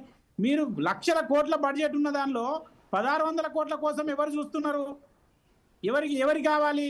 ప్రధానంగా కావాల్సింది రిజర్వేషన్. ఇప్పుడు 42% రిజర్వేషన్ మీద వాళ్ళు కాకుండా ఏదో ఢిల్లీకి వెళ్ళి ఏదో బలవంతంగా కులగణన చేసి బలవంతంగా దాన్ని ఎవ్వరికి చెప్పకుండా ఇప్పటి వరకు కులగణనకు సంబంధించిన ఒక్క పత్రం మీరు పబ్లిక్ డొమైన్లో లేదు. ఒక్క పత్రం ఎవరి దగ్గర, శాసనసభ్యుని దగ్గర లేదు, ఎవరి దగ్గర లేదు. వాళ్ళ దగ్గరనే తెలంగాణలో బాగా చేసినామని రాహుల్ గాంధీ అంటాడు, నాలాగా ఎవరు చేయలే చరిత్రలో అని ఇప్పుడు ఉన్న ముఖ్యమంత్రి గారు అంటారు. మరి కాగితం చూపించమంటే ఇప్పటి వరకు కాగితం చూపించడం లేరు. అంటే ఈ అంశాల పట్ల రెండు పార్టీలు గ్రౌండ్ లో ఏం జరిగిందో విషయం మరి తప్పకుండా బీజేపీ కాంగ్రెసే దీనికి బాధ్యులు కావాల్సి వస్తుంది. ఎందుకంటే భారతదేశంలో ఈ 75 సంవత్సరాలలో ప్రధానంగా 50 సంవత్సరాలు 52 సంవత్సరాలు కాంగ్రెస్ పార్టీ, మరి వీళ్ళొక 15-16 సంవత్సరాలు ఇప్పుడు ఉన్నటువంటి బీజేపీ పార్టీ, మరి వాళ్ళ మిత్రపక్షము అటో ఇటో కలిపి ఒక 5-6 ఏళ్ళు. మరి ఈ రెండు పార్టీల ఆధీనంలోనే 75 సంవత్సరాల స్వాతంత్రం తర్వాత జరిగినటువంటి పరిపాలన జరిగింది. ఇప్పుడు జరిగిన అన్ని నష్టాలకు ఎవరు బాధ్యులవుతారు? ఖచ్చితంగా ఈ రెండు పార్టీలు అవుతాయి. చట్టసభలలో రిజర్వేషన్ ఇవ్వాలన్నా, కులగణన చేయాలన్నా, మరి ఒక మాట అందరు ఇవాళ ప్రజలందరూ కూడా అనుకునేది ఒకటే, ఈడబ్ల్యూఎస్ రిజర్వేషన్ ఏమో ఎవరు అడగకున్నా మరి పార్లమెంట్లో చట్టం చేసి తీసుకొచ్చి ఇస్తారు. దానికి సుప్రీంకోర్టు 50% సీలింగ్ గురించి మాట్లాడది. ఇవాళ ఒక బీసీ రిజర్వేషన్లు స్థానికంగా చేసుకునే వాటికి మాత్రం 50% సీలింగ్ అంటారు. లేకపోతే పార్లమెంట్లో చట్టం చేయడానికి వీళ్ళకి ఏమి ఇబ్బందో ఒక విషయం స్పష్టంగా చెప్పాలి. ఆ రెండు విషయాలు బీజేపీ చెప్పది. కాంగ్రెస్ పార్టీ 50 సంవత్సరాలు పరిపాలించి కూడా ఇప్పటి వరకు ఏ చట్టాన్ని ఎన్నో సవరించారు, కొన్ని వేల చట్టాలను సవరించి వాళ్ళకు అవసరం ఉన్నటువంటి అన్నింటిని సవరించారు. కానీ మరి బీసీలకు సంబంధించినటువంటి స్థానికంగా ఇచ్చుకునే రిజర్వేషన్ మాత్రం పార్లమెంట్ సవరించదు. ఎందుకు సవరించరు అంటే పైనుంచి వెళ్ళి కింది వరకు వాళ్ళ ఉద్దేశం ఒక్కటే, వాళ్ళ చేతుల్లోనే ఈ ప్రభుత్వాలు ఉండాలి, ఈ ప్రజలు ఓటర్గా ఉండాలి తప్ప పాలకులుగా ఉండొద్దు, లేకపోతే వాళ్ళకి ఇలా భాగస్వామ్యం ఉండొద్దు అనేది స్పష్టంగా వాళ్ళ అభిప్రాయం కనబడతా ఉంది. దాన్ని ఏదో స్థానికంగా ఉన్న బీఆర్ఎస్ పార్టీ మీద నెడతామంటే ఎవ్వరు కూడా నమ్మే పరిస్థితులు లేరు. బీఆర్ఎస్ పార్టీ ఆ రోజే సమగ్ర కుటుంబ సర్వే చేసింది. సర్వే చేసిన రోజు ఏం చెప్పిండ్రు? ఇది మీకు సంబంధించిన హక్కు కాదు, మీకు ఈ రాష్ట్రానికి హక్కు లేదు, మీరు కులగణన చేసే హక్కు మీకు లేదు, అది భారత ప్రభుత్వానికే ఉంది అని చెప్పి ఆ రోజు మరి అప్పుడు ఉన్నటువంటి బీజేపీ ప్రభుత్వం అక్కడ ఉన్న సుప్రీంకోర్టుతో చెప్పించారు. మరి ఎందుకు చేయరు? ఆ అంశాన్ని ఎందుకు రాష్ట్రాలకు ఇవ్వరు? ఇప్పటి వరకు ఇన్ని చట్టాలు సవరించేటువంటి కేంద్ర ప్రభుత్వాలు మరి ఈ రిజర్వేషన్కు సంబంధించిన అంశం రాష్ట్రాలకు ఎందుకు ఇవ్వరు? ఆ 50% సీలింగ్ ఎందుకు ఉండాలి? దీనికి ప్రధానమైనటువంటి బాధ్యులు వాళ్ళే. కాబట్టి ప్రజలకు కూడా క్లియర్గా బీజేపీ పట్ల తెలుసు, అదేవిధంగా కాంగ్రెస్ పట్ల తెలుసు. సిన్సియర్గా అందరినీ కలుపుకొని దాన్ని ఎట్లయితే పార్లమెంట్లో ఆమోదించుకునే విధంగా ప్రయత్నం చేయాలనేది కాంగ్రెస్ పార్టీకి చెప్తున్నాం. ఇప్పటికైనా బీజేపీ మరి ఆ చట్టాన్ని సవరించి రిజర్వేషన్లు ఎంత ఉన్నారో అంత ఇవ్వాలనే ఒక రిజర్వేషన్ చట్టాన్ని సవరించాలని చెప్పి బీజేపీ వాళ్ళని డిమాండ్ చేస్తా ఉన్నాం. ఇంకపోతే మరి శ్రీగారన్న చెప్పినట్టు అన్ని పక్షాలు ఒక వేదిక మీదకి వచ్చి తప్పకుండా ఆజాదీ ఉద్యమానికి కూడా రూపకల్పన చేయాలని చెప్పి మరో మాట, మేము అందులో కూడా మా పార్టీ 100% భాగస్వామ్యం అవుతాం. మాకు ఎలాంటి షరతులు లేవు. మా నాయకుడు 4 కోట్ల మంది ప్రజలకు తెలంగాణ రాష్ట్రాన్ని సాధించినటువంటి వ్యక్తి. తప్పకుండా రేపు ఎవరి వాటా వాళ్ళకి ఇస్తానంటే ముందు టీఆర్ఎస్ పార్టీ ఉంటుంది. రైట్ సార్, ఇదే విషయంపై రైట్ సార్ ఓకే, ఇదే విషయంపై మనం చెదురుపల్లి శ్రీనివాస్ గౌడ్ గారు బీజేపీ నాయకులైనటువంటి శ్రీనివాస్ గౌడ్ గారు చేద్దాం. దానికన్నా ముందు ఒకసారి పివి మాధవ్ గారు బీసీ నాయకులు కూడా మనతో జాయిన్ అయిపోయారు. ప్రస్తుతం ఒకసారి మనం శ్రీనివాస్ గౌడ్ గారి దగ్గరికి వెళ్ళిన తర్వాత మనం నాయకులైనటువంటి మాధవ్ గారి దగ్గర వెళ్దాం. శ్రీనివాస్ గౌడ్ గారు, ఇప్పుడు ప్రస్తుతం శ్రీహరి యాదవ్ గారు చెప్పినట్టుగా, అలాగే మన మిత్రులైనటువంటి రాము యాదవ్ గారు చెప్పినట్టుగా, ఈరోజు ఎప్పుడైతే మండల్ కమిషన్ సిఫారసులను అమలు చేసే సమయంలోనే రథయాత్ర మొదలుపెట్టి దాన్ని పక్కదో పట్టించారు. ఎప్పుడైతే బీసీకి సంబంధించిన ఈ విషయంలో ఎంత పెద్దగా నిరసన వ్యక్తం చేసిన వ్యక్తినే బీజేపీ ఈరోజు రాష్ట్ర నాయకునిగా రాష్ట్ర అధికార పగ్గాలు చేసింది అని చెప్పుకుంటూ పోతున్నారు. ఇదే విషయంపై ఎప్పుడైతే చిత్తశుద్ధి ఉంటే మాత్రం బీసీ రిజర్వేషన్కు ఒక స్పష్టమైన ప్రణాళికతో బీజేపీ వస్తే బాగుంటుంది, కానీ ద్వంద్వ వైఖరి అవలంబిస్తుందని చెప్తున్నారు. ఈ విషయంపై మీరేమంటారండి? ఒకటి టిఆర్ఎస్ వాళ్ళది, కాంగ్రెస్ వాళ్ళ రెండే అండి. ఎందుకు చెప్తున్నానంటే గతంలో వీళ్ళు ఈ పార్టీలను బీసీలు ఎట్లా నమ్ముతారు అనుకుంటారో నాకు అర్థం అవ్వట్లేదు. ఒకటి. రెండో విషయం ఏంటంటే గతంలో దళితుల్ని ముఖ్యమంత్రిని చేస్తున్నటువంటి చంద్రశేఖరరావు గారు మరి ఎన్ని రోజులు దళితుల్ని ముఖ్యమంత్రిగా ఉండనిచ్చారు అనేది ఒకసారి మనం గమనించాలా. కాంగ్రెస్ విషయానికి వచ్చేసరికి కాంగ్రెస్ ఇక్కడ ఫస్ట్ మీరు ఏదైతే బీసీలని మంత్రులను ఎంతమందిని చేయగలుగుతున్నారు, మీరు ఎంతమందిని చేసిరు? అది లేదు. అయితే ఒక్క విషయం ఏంటంటే నేను ఏమంటున్నా అంటే పార్టీలను పక్కన పెడితే బీసీ విషయానికి వచ్చేసరికి భారతీయ జనతా పార్టీ బీసీలకు న్యాయం జరుగుతుంది భారతీయ జనతా పార్టీ తరఫునే. ఇప్పుడు ఈ రెండు పార్టీలు చెప్తున్నాయి, లాస్ట్ కమ్యూనిస్ట్ పార్టీ అధ్యక్షుడు కూడా అగ్రనాయకుడే ఉంటాడు. ఏదైతే ఇప్పుడు రిజర్వేషన్ కోసం 42% రిజర్వేషన్ కోసం వెళ్ళి మీరు ఢిల్లీలో కొట్లాడుతున్నారు. చేర్చడం కోసం మీ పార్టీ ఏం చేస్తుందో చెప్పే నన్ను మాట్లాడని. ఎందుకంటే ఈ రోజు ముఖ్యమైన డిబేట్ ఇది కాబట్టి దీంట్లో అందరూ బీసీ నాయకులు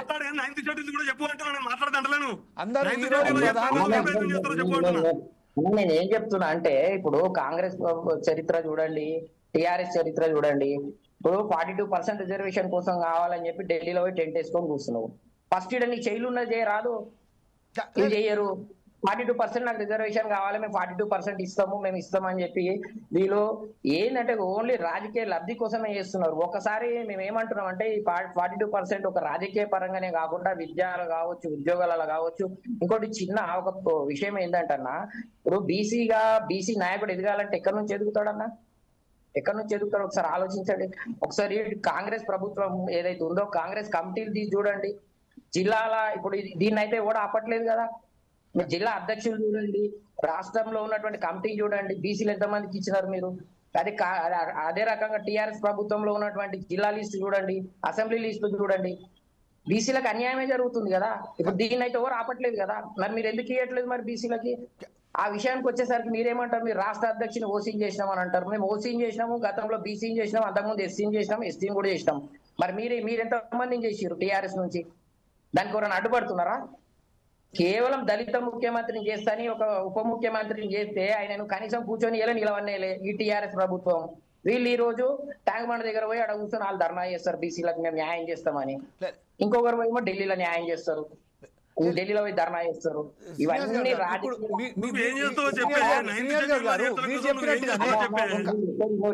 వీళ్ళు రాజకీయ లబ్ధి కోసమే చేస్తారు తప్ప బీసీలకు ఏదో ఒరగబెడదామని ఏం చేస్తలేరు. ఈ పార్టీ కావచ్చు, ఆ పార్టీ కావచ్చు, రెండే. ఈ రెండు పార్టీలు ఒకటి దాదాపు 70 సంవత్సరాలు బీసీలను బొందబెట్టిరు. వీళ్ళు బీసీలను ఎదగనిచ్చిరా చెప్పండి. ఇప్పుడు ఒకవేళ కనుక 9th షెడ్యూల్లో కూడా మనం తీసుకొచ్చి దీంట్లో రాష్ట్ర కమిటీ ఎంతమంది బీసీలకు అవకాశం ఇచ్చి చెప్పమనండి. శ్రీనివాస్ గౌడ్ గారు వాళ్ళు ఏం వాళ్ళే ఏ డిస్ట్రిక్ట్ ఇన్ఛార్జ్ అయినా అగ్రకులాల వాళ్ళు. ఇంకా వాడు ఏడికెళ్ళి ఎదుగుతాడండి బీసీ నాయకుడు? ఎట్లా ఎదుగుతాడు చెప్పండి? ఇప్పుడు 42% మాకు రిజర్వేషన్ ఇవ్వండి, మేము అడవై కూర్చుంటాం ఢిల్లీలో, అందులోకి 10% మేము ముస్లింలకు ఇస్తామంటే ఎట్లా అవుతుంది? అది మతానికి ఎట్లా ఇస్తారు రిజర్వేషన్ అని మేము ఏమంటున్నాం అంటే మీరు బీసీలకు 42% రిజర్వేషన్ ఇవ్వండి, భారతీయ జనతా పార్టీ బరాబర్ మీకు సపోర్ట్ చేస్తుంది, మీ ఎంబడి ఉంటది. కానీ మీరు ఇవ్వట్లేదు కదా అట్లా. అది మా వర్షన్. రైట్. ఇదే విషయంపై మరొకసారి బివి మాధవ్ గారు, బీసీ నాయకులైన మాధవరాజు గారు ఉన్నారు. బీసీ నాయకులైనటువంటి మాధవరావు గారు ప్రస్తుతం ఏదైతే చెప్తున్నారో కేవలం ముస్లిం సమాజానికి 10% రిజర్వేషన్ కట్టబట్టడానికే ఈరోజు కాంగ్రెస్ పార్టీ ఈ బిల్లును తీసుకొచ్చింది చెప్తున్నారు. First of all 4 Sides TV మాత్రం ఏ మతాలకు సంబంధించిన మాట్లాడడానికి సిద్ధంగా లేదు. అయినప్పటికీ మాటికి శ్రీనివాస్ గౌడ్ గారు చెప్తున్నారు కాబట్టి ఈ విషయం తీసుకురావడం జరుగుతుంది. 10% రిజర్వేషన్ అంటే అందులో కూడా ముస్లిం కమ్యూనిటీలో చమార్ అని ఇంకా మేతర్లని, దూదికులోలని, వాళ్ళందరూ అనేక వర్గాలు ఉన్నాయి దాంట్లో. వాళ్ళు అనేకంగా ఈ బీసీ దాంట్లో ఆటోమేటిక్గా రిజర్వేషన్స్ వారికి సంబంధించిన అమలు అవుతాయి దానికి సంబంధించి చెప్తే. ఈరోజు మాధవ్ గారు మీ స్టాండ్ ఏంటండి దీంట్లో? 9th షెడ్యూల్లో కనుక ఇది పెట్టితే ఈరోజు 42% రిజర్వేషన్ అమలు అయితే విద్యా విధానంలో, అలాగే ఉద్యోగ రంగాలలో, రాజకీయ రంగాలలో ప్రత్యేకంగా రాజ్య చట్టసభలలో ఈరోజు బీసీలకు ఒక ప్రమాణమైన పొజిషన్ దక్కుతుంది. తర్వాత మనకు కావాల్సిన రిజర్వేషన్ అమలైనాక మనం కూడా ఈరోజు మేమెంత మాకెంత అనే విధంగా మనం వెళ్తామన్నట్టుగా ఒక దృక్పథంతోనే కాంగ్రెస్ వెళ్తున్నట్టుగా చెప్తున్నారు. ఈ విషయంపై మీ స్టాండ్ ఏంటండి? మీ ఫోన్ అన్మ్యూట్ చేయండి sir please.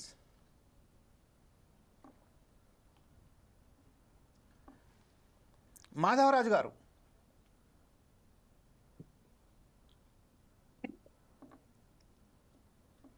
Sir me phone unmute చేసి మాట్లాడండి సార్. ఇంకో మీట్లోనే ఉంది సార్ మీ ఫోను, అన్మ్యూట్ చేయండి. మైక్ సింబల్ మీద క్లిక్ చేయండి సార్ ప్లీజ్. మాధవ్ గారు, మీరు ఆ స్క్రీన్ టచ్ చేస్తే కింద మైక్ వస్తుంది, దాన్ని అన్మ్యూట్ చేయండి, దాని మీద నొక్కండి. దాని మీద నొక్కండి సార్. రైట్ సార్, మీరు ఒకసారి చెక్ చేసుకోండి. అదే అప్పటిదాకా మనం శ్రీహరి యాదవ్ రాములు యాదవ్ గారి దగ్గర వెళ్దాం. రాములు యాదవ్ గారు, ప్రస్తుతం ఈ దేశంలో ఉన్న సమస్య ఏంటంటే ప్రతిసారి ఎప్పుడైనా ఒక మంచి ఒక అవకాశం వచ్చినప్పుడు మనము దాన్ని చీల్చి చెండాడుకుంటూ పోతా అంటాం.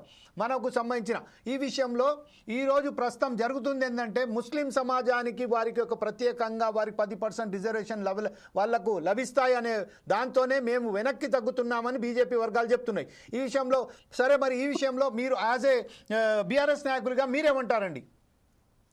ఇప్పుడు ముస్లిం రిజర్వేషన్ ఇస్తున్నారు అనే విషయము బీజేపీ వాళ్ళే మాట్లాడుకుంటారు, బీజేపీ వాళ్ళు కాంగ్రెస్ వాళ్ళు.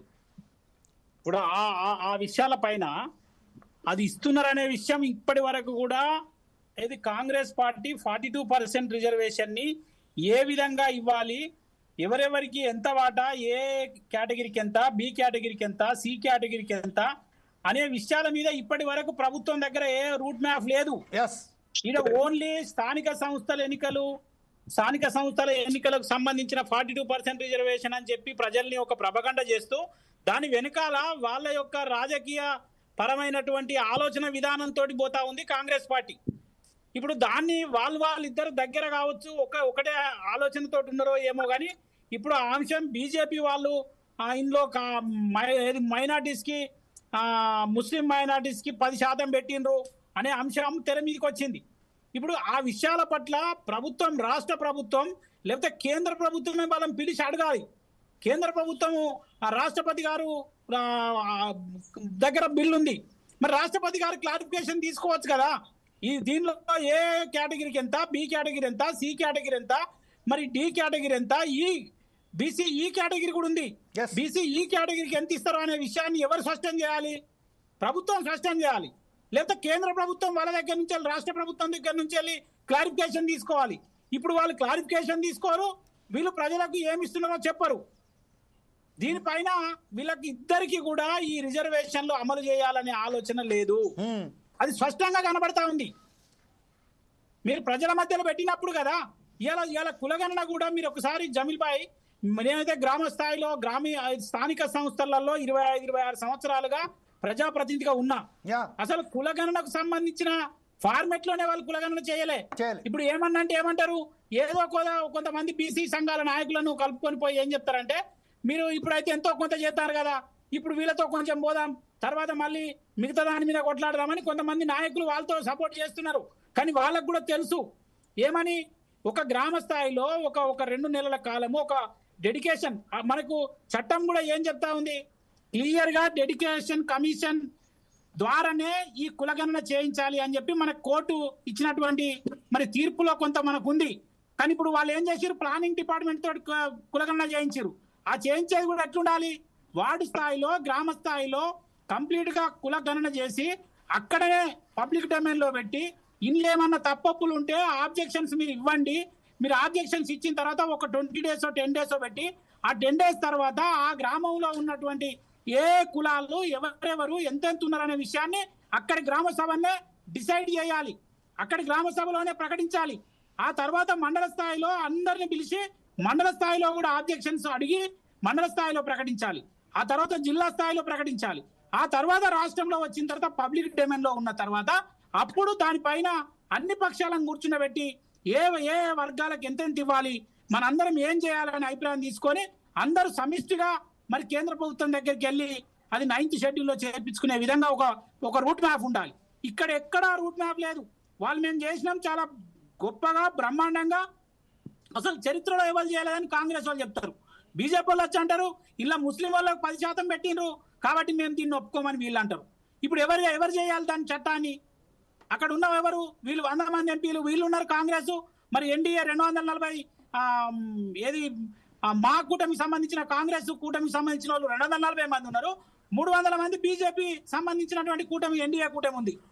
మరి ఈ రెండు కూటములు ఇవన్నీ ఇక్కడ తెలంగాణ ప్రజలను మరొక్కసారి మరి కన్ఫ్యూజన్ క్రియేట్ చేసి వాళ్ళ మళ్ళీ ఒక్కటిగానే వాళ్ళ నిర్ణయాలు ఉంటాయి అనేది మా అనుమానం. కాబట్టి ప్రజల ముందు పెట్టండి ఫస్ట్. ఇదే విషయంపై ఒకసారి శ్రీహరి యాదవ్ గారి దగ్గరికి వెళ్దాం మరొకసారి. అంటే రామచంద్ర మహేందర్ మాధవరాజు గారు మీరు వచ్చారండి, మీ ఫోన్ కరెక్ట్ అయిపోయిందా? అయిందండి సార్. ఇప్పుడు ఈ విషయంపై ఇప్పుడు మనం అందరు చూసాం, ప్రతి ఒక్కరి విషయంలో చెప్పారు. అదే బీజేపీ మీ బీసీ నాయకులుగా మీ వెర్షన్ ఏంటండి? ఇప్పుడు ప్రస్తుతం ఉన్న విషయంలో ఈరోజు కాంగ్రెస్ మహాధర్నా ఏర్పాటు చేసింది 3 రోజుల పాటు. ఒక రోజేమో పార్లమెంట్లో దీన్ని అడ్జస్ట్మెంట్ మోషన్ తీసుకురావాలని, సెకండ్ రోజేమో మహాధర్నా, 3వ రోజు ప్రెసిడెంట్ని కలవాలని ఒక నిర్ణయించుకున్నది. ఈ నేపథ్యంలోనే మీరేమంటారండి?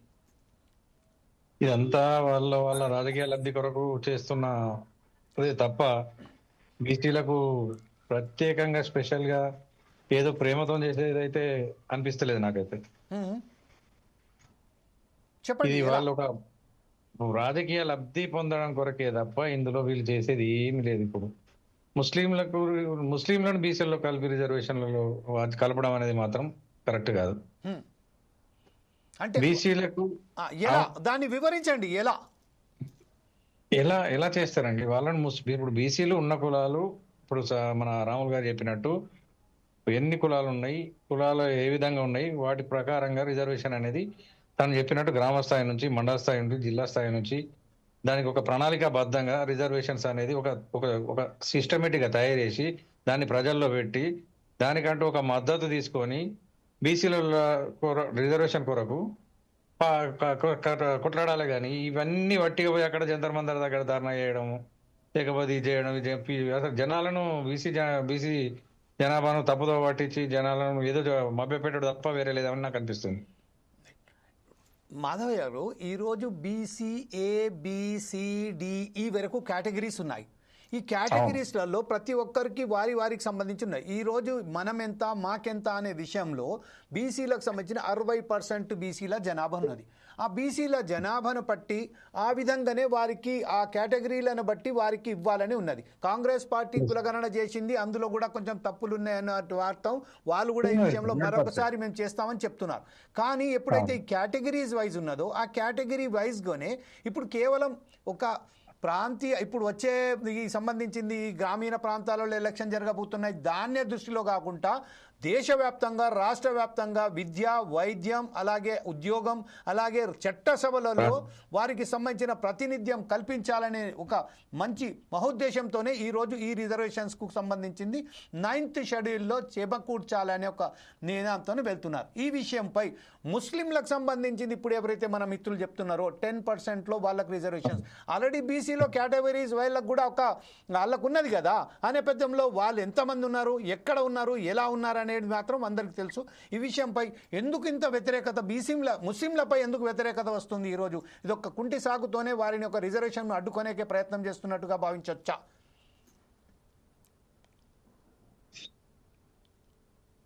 ముస్లింలను బీసీలో కలపడం సమంజసం కాదనేది అదే ఎలా నా యొక్క ఉద్దేశం. ఎందుకంటే బీసీ కులాలు అనేది మొదటి నుంచి మన యొక్క రకరకాల కులాలు ఉన్నాయి బీసీలో. ముస్లింలు అనేది మన దాంట్లో బీసీలలో అయితే రారనేది నా యొక్క స్పష్టమైన వైఖరి నేను తెలియజేస్తున్నా. ఇదే విషయంపై శ్రీహరి యాదవ్ గారు వెళ్దాం. శ్రీహరి యాదవ్ గారు, దీని మీద వారికి సంబంధించి ఏదైతే స్పష్టత లేదు అని చెప్తున్నారు, ఈ విషయంపై శ్రీహరి యాదవ్ గారు మీరేమంటారు? మిత్రులారా, బీజేపీ తన సహజ నైజం ఒకటి ఉంటుందన్న. సంఘ్ పరివార మిత్రులకు అందులో చాలా ఆరితేరిన వాళ్ళు. ఒక ఇష్యూ ఎజెండా మీదకి వచ్చినప్పుడు, ఒక ఇష్యూ ప్రధానమైన చర్చకు వచ్చినప్పుడు దాన్ని పక్కదారి పట్టించడానికి కోసము అయితే పక్క దేశపోనన్న సాగా చూపెడతారు, లేకపోతే పక్క మతమున్న సాగా చూపెడతారు. అసలు విషయాన్ని సూటిగా స్పష్టంగా చెప్పరు. మొత్తం సంఘ్ పరివార నేపథ్యము, దాని చరిత్ర చూస్తే మీకు ఏ సందర్భంలోనైనా ఈ దేశంలో శ్రామిక కులాలు, ఆదివాసీలు, గిరిజనులు, దళితులు వాళ్ళ స్వయంగౌరవం కోసము, అధికారంలో వాటా కోసము పోరాడిన ప్రతి సందర్భంలో అయితే పక్క దేశాన్ని శత్రువుగా చూపెడతారు, లేకపోతే పక్క మతాన్ని శత్రువుగా చూపెడతారు. ఇలా బీసీ రిజర్వేషన్లలో, లోకల్ బాడీస్లలో వర్గీకరణ ఉందా అన్న? జమీల్ భాయ్, చర్చలో ఉన్న వాళ్ళంతా కూడా మేధావులే. మనము చాలా కుల్లం ట్రాన్స్పరెంట్ గా మాట్లాడుకున్నాం ఇక్కడ. ఈ మేధావులారా, ప్రజలారా, ఓ విద్యావంతులారా, ఈ లోకల్ బాడీ ఎన్నికలలో ఈ వర్గీకరణ ఉందా? ఏబిసిడి అని ఉంటుందా? బీసీ రిజర్వేషన్ల కదా ఉండేది ఒకటి. రెండవది, వర్గీకరణ లేని కాడ ముస్లింలకు 10% ఇతరులని గుండి సాగు చూపెడుతున్నారు. రెండవది, రిజర్వేషన్లకు ప్రాతిపదిక ఏంది?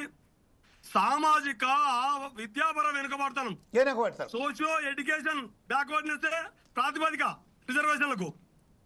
కానీ కొత్తగా ఆర్థిక వెనుకబడతానని ప్రాతిపదిక తీసుకొచ్చి ఈడబ్ల్యూఎస్ రిజర్వేషన్ అనే ఒక రాజ్యాంగ వ్యతిరేకమైనటువంటి నినాదాన్ని కానీ చట్టాన్ని కానీ తీసుకొచ్చి 3-4% లేని అగ్రకుల పేదలకి 10% రిజర్వేషన్ రాజ్యాంగ ద్రోహమును, దేశ ద్రోహం కాదా ఇది? ఇట్లా ఈడబ్ల్యూఎస్ తీసుకొచ్చి ఈ దేశంలో ఉన్నటువంటి మూలవాసి, ఆదివాసీ, దళిత భోజనాలకి ద్రోహం చేసిందని పక్కదారి పట్టించడానికి ఈడబ్ల్యూఎస్ కారణమేమో మీకు సామాజిక విద్యాపర వెనుకబడతాం. అసలు రాజ్యాంగంలో ఈ రిజర్వేషన్లకు ప్రాతిపదిక ఏంది? Socio economic backwardness, not socio education backwardness, not economic backwardness. కానీ ఆర్థిక వెనుకబాటు పేరు మీద రాజ్యాంగ వ్యతిరేకమైనటువంటి దాన్ని తీసుకురావడానికి ఏమో ఎవడు అడిగినండి మిమ్మల్ని? వారం రోజులలో, 30 రోజులలో కింద నుంచి మీ దాకా అందరూ ఒకటే, అన్ని పార్టీలు ఒకటే చేసుకుంటారు. అది ఎన్డీఏ కూటమే, అది ఇండియా కూటమే, అన్ని కూటమిలే ఒకటే ఈ విషయంలో. ఈ రెండు కమల హస్తాలే ఇవి. కమలమైన హస్తమే, హస్తం చేతిలో కమలాన్ని పట్టుకుంటారు, కమలం హస్తం చేతులు ఉంటుంది. ఈ విషయం కాడికి వచ్చే వరకల్లా ఈ దేశంలో అగ్రకుల ఆధిపత్యానికి వ్యతిరేకంగా, ఆదివాసీ, దళిత భోజనాలకు వ్యతిరేకంగా అన్ని విషయాలలో కాంగ్రెస్ తన పాపాన్ని ప్రాయశ్చిత్తం చేసుకుంటుంది. ఇప్పుడు ఒప్పుకున్నాడు మొన్న రాహుల్ గాంధీ. నా సొంత పైత్యం కాదు ఇది, నా సొంత అభిప్రాయం కాదు. రాహుల్ గాంధీ గారే చెప్పారు. కాకా కలేకర్ కమిషన్ ని బొందబెట్టి ఈ బీసీలకు 50 ఏళ్ల రిజర్వేషన్ లేకుండా చేసినాం. మండల్ కమిషన్ సిఫారసులు ఇందిరాగాంధీ బతుకుండగా తొక్కిపెట్టింది. తర్వాత జనతాదళ ప్రభుత్వం అమల్లోకి తీసుకొచ్చింది. రేపే మండల్ డే, August 7th. భారత పార్లమెంట్ లో పీపీ సింగ్ గారి ప్రభుత్వం మండల కమిషన్ సిఫారసులు నామమాత్రమైన అమలుకు పెడితే వెంటనే మద్దతు సమరించింది కాంగ్రెస్. దీనికి వ్యతిరేకంగా ఉద్యమం తీసుకొచ్చింది బీజేపీ. ఇది చరిత్ర, ఇది నా అభిప్రాయం కాదు. ఈ చరిత్రను పక్కదో పట్టించడానికి తుర్కలకు రిజర్వేషన్లు ఇస్తారు, మత ప్రాతిపదిక రిజర్వేషన్లు. ఇది కాదు చర్చ. 1950 జనవరి 26 ఈ భారతదేశంలో రాజ్యాంగం అమల్లోకి వచ్చిన తర్వాత బీసీల కోసం వేసినటువంటి 2 కమిషన్లు, ఒక కమిషన్ రద్దు చేసి ఇంకో కమిషన్ నామమాత్రం కూడా అమలు చేయకుండా చేసి మొత్తం బీసీలకు ద్రోహం చేసినటువంటి ఈ 2 కమల హస్తాలే. ఈ 2 దొందే. ఇప్పుడు పాపాన్ని ప్రాయశ్చిత్తం చేసుకుంటామని కాంగ్రెస్ ముందుకు వచ్చింది. కానీ బీజేపీ ఇప్పటికి కూడా, సంఘ్ పరివార్ ఇప్పటికి కూడా తమ పాపాన్ని ప్రాయశ్చిత్తం చేసుకున్నట్లేదు. ఇంకా పక్కదారి పట్టించి వాళ్ళ యొక్క అగ్రకుల ఆధిపత్యాన్ని, బ్రాహ్మణ మనవాద ఆధిపత్యాన్ని చూపెట్టడానికి పాపం అలాంటి మా బీసీ సోదరులనే దీన్ని అడ్డంగా చూపెడుతుంది. బీసీలకు మంత్రి పదవులు ఇస్తామనో, బీసీలను ముఖ్యమంత్రి చేస్తామన్నట్టు. కానీ ఆదమైంది ఆ సమాజము మొత్తం సమాజంతో సమానంగా ఎదగడం కోసము వారికి వీళ్ళు చేసినటువంటి విధానం ఏంది? రాజ్యాంగబద్ధ విధానం ఏంది? ఒకరికి ఎమ్మెల్యే ఇస్తాం, ఒకరికి ముఖ్యమంత్రి ఇస్తాం, ఒకరికి మంత్రి పదవి ఇస్తాం కాదు. మొత్తంగా ఈ వ్యవస్థలో పూర్తి స్థాయిలో స్వయం గౌరవంతో సంఖ్యాపరమైనటువంటి సామాజిక న్యాయాన్ని అమలు చేయడం కోసం వాళ్ళు అమలు చేయదలుచుకున్న విధానం ఏందో చెప్పమంటే అన్ని విషయాలు పక్కన పడిచి తుర్కల్ని అడ్డం చూపెడతారు, పాకిస్తాన్ చూపెడతారు, పైల్గామని చెప్తారు. ఇవి కాదు కదా 9th షెడ్యూల్ లో చేర్చడానికి ఎన్డీఏ కూటమి సిద్ధంగా ఉందా? ఇంకోటి ముస్లిం రిజర్వేషన్లు ఆడటానికి అయితే మీ ఎన్డీఏ కూటమిలోనే ఉన్నటువంటి పార్టీ అయినటువంటి బీహార్ లో నితీష్ అమలు చేస్తారా ముస్లిం రిజర్వేషన్లు? మీతోటి అనుబంధంగా మీతోటి అలయన్స్ లో ఉన్నటువంటి పార్టీలు అమలు చేయలేదా ముస్లింలకు ఎక్కడ రిజర్వేషన్లు? ఎందుకంటే ఈ ద్వంద్వ విధానాలు సూటిగా పక్కదారి పట్టించవద్దు. ఇప్పుడు చాలా ప్రజలు చాలా చైతన్యవంతంగా, చాలా జాగరూకతతో ఉన్నారు తెలంగాణ సమాజం. ఇప్పుడు ఒక్క తెలంగాణ సమాజమే కాదు, భారతదేశంలో 60% పైగా ఉన్నటువంటి వాళ్ళకి ఇంతకుముందు దళితులు రిజర్వేషన్ల కోసం మాట్లాడినప్పుడు తెలిసి తెలియక కొంత బీసీ కులాలు కూడా రిజర్వేషన్ల వ్యతిరేక ఉద్యమంలో పాల్గొన్నారు. ఈ రిజర్వేషన్లు ఇది మాలమాదిగోళ్ళకో Yeah. ఆదివాసీ లంబాడి కోయగొండలకో అనుకున్నారు. కానీ ఈడబ్ల్యూఎస్ రిజర్వేషన్ వచ్చిన తర్వాత Yeah. ఎంత ద్రోహం జరుగుతుంది బీసీలకు, ప్రధానంగా ద్రోహం జరుగుతుంది బీసీలకు. మీరు చూడండి, ఈడబ్ల్యూఎస్ రిజర్వేషన్ వచ్చిన తర్వాత ఐఏఎస్లలో గత 10 సంవత్సరాలుగా సంవత్సరానికి 70 మంది చొప్పున 700 మంది యూనియన్ పబ్లిక్ సర్వీస్ లో అక్రమంగా రాజ్యాంగ వ్యతిరేకంగా ఇవాళ ఐఏఎస్ ఐపీఎస్ అయిందండి. Yeah. ఇది ఎంత ఘోరం చెప్పండి. Right. ఈ విషయంలో బీజేపీ విధానం ఏదో చెప్పాలండి. Okay. బీజేపీ ఈడబ్ల్యూఎస్ రిజర్వేషన్ తెచ్చింది. Sir. ఈ అన్నిటి బట్టి కాంగ్రెస్ తప్పుల్ని బీజేపీ తప్పుల్ని కాంగ్రెస్ తోడు చెప్పి ఎంతకాలం మభ్య పెడతారు ప్రజల్ని. సార్ yes, ఇదే విషయంపై యాదవ్ గారు, శ్రీ యాదవ్ గారు. అన్నా Ah. ఖచ్చితంగా ఈ దశాబ్దం అంతా కూడా బడుగు బలహీన వర్గాలైనటువంటి శ్రామిక కులాలు, ఉత్పత్తి సేవా కులాలు ఒక్కటై ఈ దేశ సంపదలో అధికారంలో వాటా సాధించుకోవడం జరుగుతున్నటువంటి ఆజాదీ పోరాటంలో వీళ్ళంతా కలిసి రావాల్సిందే. అది మాత్రమే నిజమైనటువంటి సేఫ్ గార్డ్. అది మాత్రమే 9th షెడ్యూల్ చేర్చడం మాత్రమే సేఫ్ గార్డు. 9th షెడ్యూల్లో చేర్చుకుంటాం, అన్ని రంగాల్లో రిజర్వేషన్లు సాధిస్తాం. రైట్. ఇదే విషయంపై శ్రీనివాస్ గౌడ్ గారు, ప్రస్తుతం ఏదైతే మనం ఈడబ్ల్యూ తీసుకొచ్చి ఎప్పుడు లేనంతగా ఈరోజు బీసీలకు అన్యాయం జరిగిందని చెప్తున్నారు. అంటే అనధికారికంగా ఒక్కసారిగా అది 10% అంటే ఈడబ్ల్యూఎస్కి సంబంధించిన రిజర్వేషన్స్ తీసుకొచ్చి దాన్ని చట్టసభలలో కూడా ఆమోదింపై కూడా చేసుకున్న ఘనత బీజేపీకి ఉన్నదని చెప్తున్నారు. కాకపోతే బీసీలకు సంబంధించిన ఈరోజు ఒక మాట మాట్లాడుకుంటూ ఈడబ్ల్యూఎస్ రిజర్వేషన్స్ ప్రకారం ఎవరైతే అగ్రవర్ణాలు ఉన్నారో వారికి 700 ఇప్పుడు చెప్పారు లెక్కలతో సహా మన శ్రీనివాస్ గారు చెప్పారు. అయితే ఈ విషయంలో ఇప్పుడు ప్రస్తుతం అయితే బీసీ సంఘాలు అందరూ ఏకమై ఈరోజు ఎప్పుడైతే తన రాజ్యాధికారాన్ని సాధించడానికి ప్రయత్నం చేస్తున్న భాగంలో బీసీలు ఎందుకు ఏకమైతలేరు? ఈరోజు పార్టీల వారిగా ఎందుకు మాట్లాడుకుంటున్నారు? కేవలం ఒక బీసీ ఉద్యమంగా బీసీకి సంబంధించిన రిజర్వేషన్ను రాబట్టే విధంగా ఎందుకు రావట్లేదు? ఈ విషయంపై మీరేమంటారండి? ముఖ్యంగా ఇందాక అన్నగారు మాట్లాడుతూ ఒక విషయం చెప్పినారు. మేమేమంటున్నామంటే ఇప్పుడు బీసీల కోసము పార్టీలను పక్కన పెట్టి ఒక బీసీ కార్డు పైన మనం కొట్లాడితే అది వేరే ఉంటుంది. అయితే రెండో విషయం ఏంటంటే వీళ్ళు బీసీల కోసం మాట్లాడుతున్నారు. వీళ్ళు ఏదైతే మన కులగణన చేసినాం అని చెప్తున్నారో, గతంలో చూస్తే టిఆర్ఎస్ ప్రభుత్వం కులగణన చేసింది, 1 రోజు 2 రోజుల్లో కులగణన చేసింది. అది ఇప్పటి వరకు ఏ పబ్లిక్ డొమైన్ లో పెట్టలేదు. ఏ కులం ఎంత ఉందనేది ఇప్పటి వరకు పెట్టలేదు. రెండో విషయం వచ్చేసరికి మన కాంగ్రెస్ ప్రభుత్వం మేము కులగణన చేస్తున్నాం, బీసీల కోసం పోరాడుతున్నాం, బీసీలను మొత్తం రాజ్యాధికారం ఎత్తిచ్చేస్తాం, బీసీలకు మొత్తం పగ్గాలు అప్పచెప్తాం అని చెప్పి వీళ్ళు స్టేజ్ మీటింగ్లు, ఢిల్లీలో ధర్నాలు. ఆ విషయం ఇప్పుడు కాదు సార్. ఇప్పుడు మనం శ్రీహరి యాదవ్ గారు అడిగినట్టుగా ఈడబ్ల్యూఎస్ తీసుకొచ్చి కేవలం 5% ఉన్న అగ్రవర్ణాలకు సంబంధించిన ఈడబ్ల్యూ తీసుకొచ్చి దానికి యోగ్యం పొందిన తర్వాత 700కు పైగా ఐఏఎస్ ఆఫీసర్లు నియమించడం జరిగింది. ఇది పెద్ద ఎత్తున అన్యాయం జరిగింది అని చెప్తున్నారు. ఈ విషయంపై మీరేమంటారు? దీన్ని సమాధానం ఇవ్వండి సార్. ఈడబ్ల్యూఎస్ విషయంలో వచ్చి ఒక పార్టీ నాయకుడు కాకుండా, బీజేపీ నాయకుడు కాకుండా నేను ఒక బీసీ నాయకుడుగా ఈడబ్ల్యూఎస్ వల్ల అన్యాయమే జరుగుతుందండి, దాన్ని కాదనట్లేదు. కాకపోతే నేనేమంటున్నానంటే సరే దానికోసం ఆ టాపిక్ వచ్చినప్పుడు మనం ఈడబ్ల్యూఎస్ విషయం మీద చర్చ పెడదాము. ఇప్పుడు ఈ 42% రిజర్వేషన్ ఏదైతే మనం చర్చ జరుపుతున్నామో కాంగ్రెస్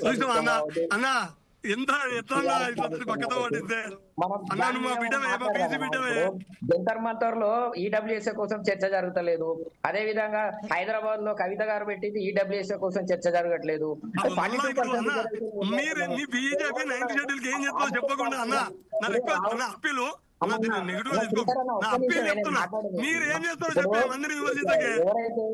ఇక్కడ ఉన్నటువంటి ముఖ్యమంత్రి గారు నేను కులగణన చేసినా అని చెప్తాడు, అది బయటికి రాదు. అక్కడ ఉన్నటువంటి రాహుల్ గాంధీ మా కాంగ్రెస్ ప్రభుత్వం తెలంగాణ రాష్ట్రంలో కులగణన చాలా ఎక్సలెంట్ గా చేసిందని స్టేజ్ ప్రోగ్రామ్ పెడతారు. మేమేం అడుగుతున్నాం అంటే నువ్వు కులగణన చేస్తే ఒక పత్రం రిలీజ్ చేయండి. ఇంతమందికి ఈ కులాలు ఉన్నారు, ఇంతమందికి ఈ కులాలు ఉన్నారు, బీసీలు అసలు ఎంతమంది ఉన్నారు తెలంగాణలో, అది బయటకు రిలీజ్ చేయండి. వాళ్ళకి రావాల్సిన రిజర్వేషన్ ఎంత ఉందో మనం మాట్లాడుకుందాం. ఒక విషయం అండి, బీజేపీ ఇప్పుడు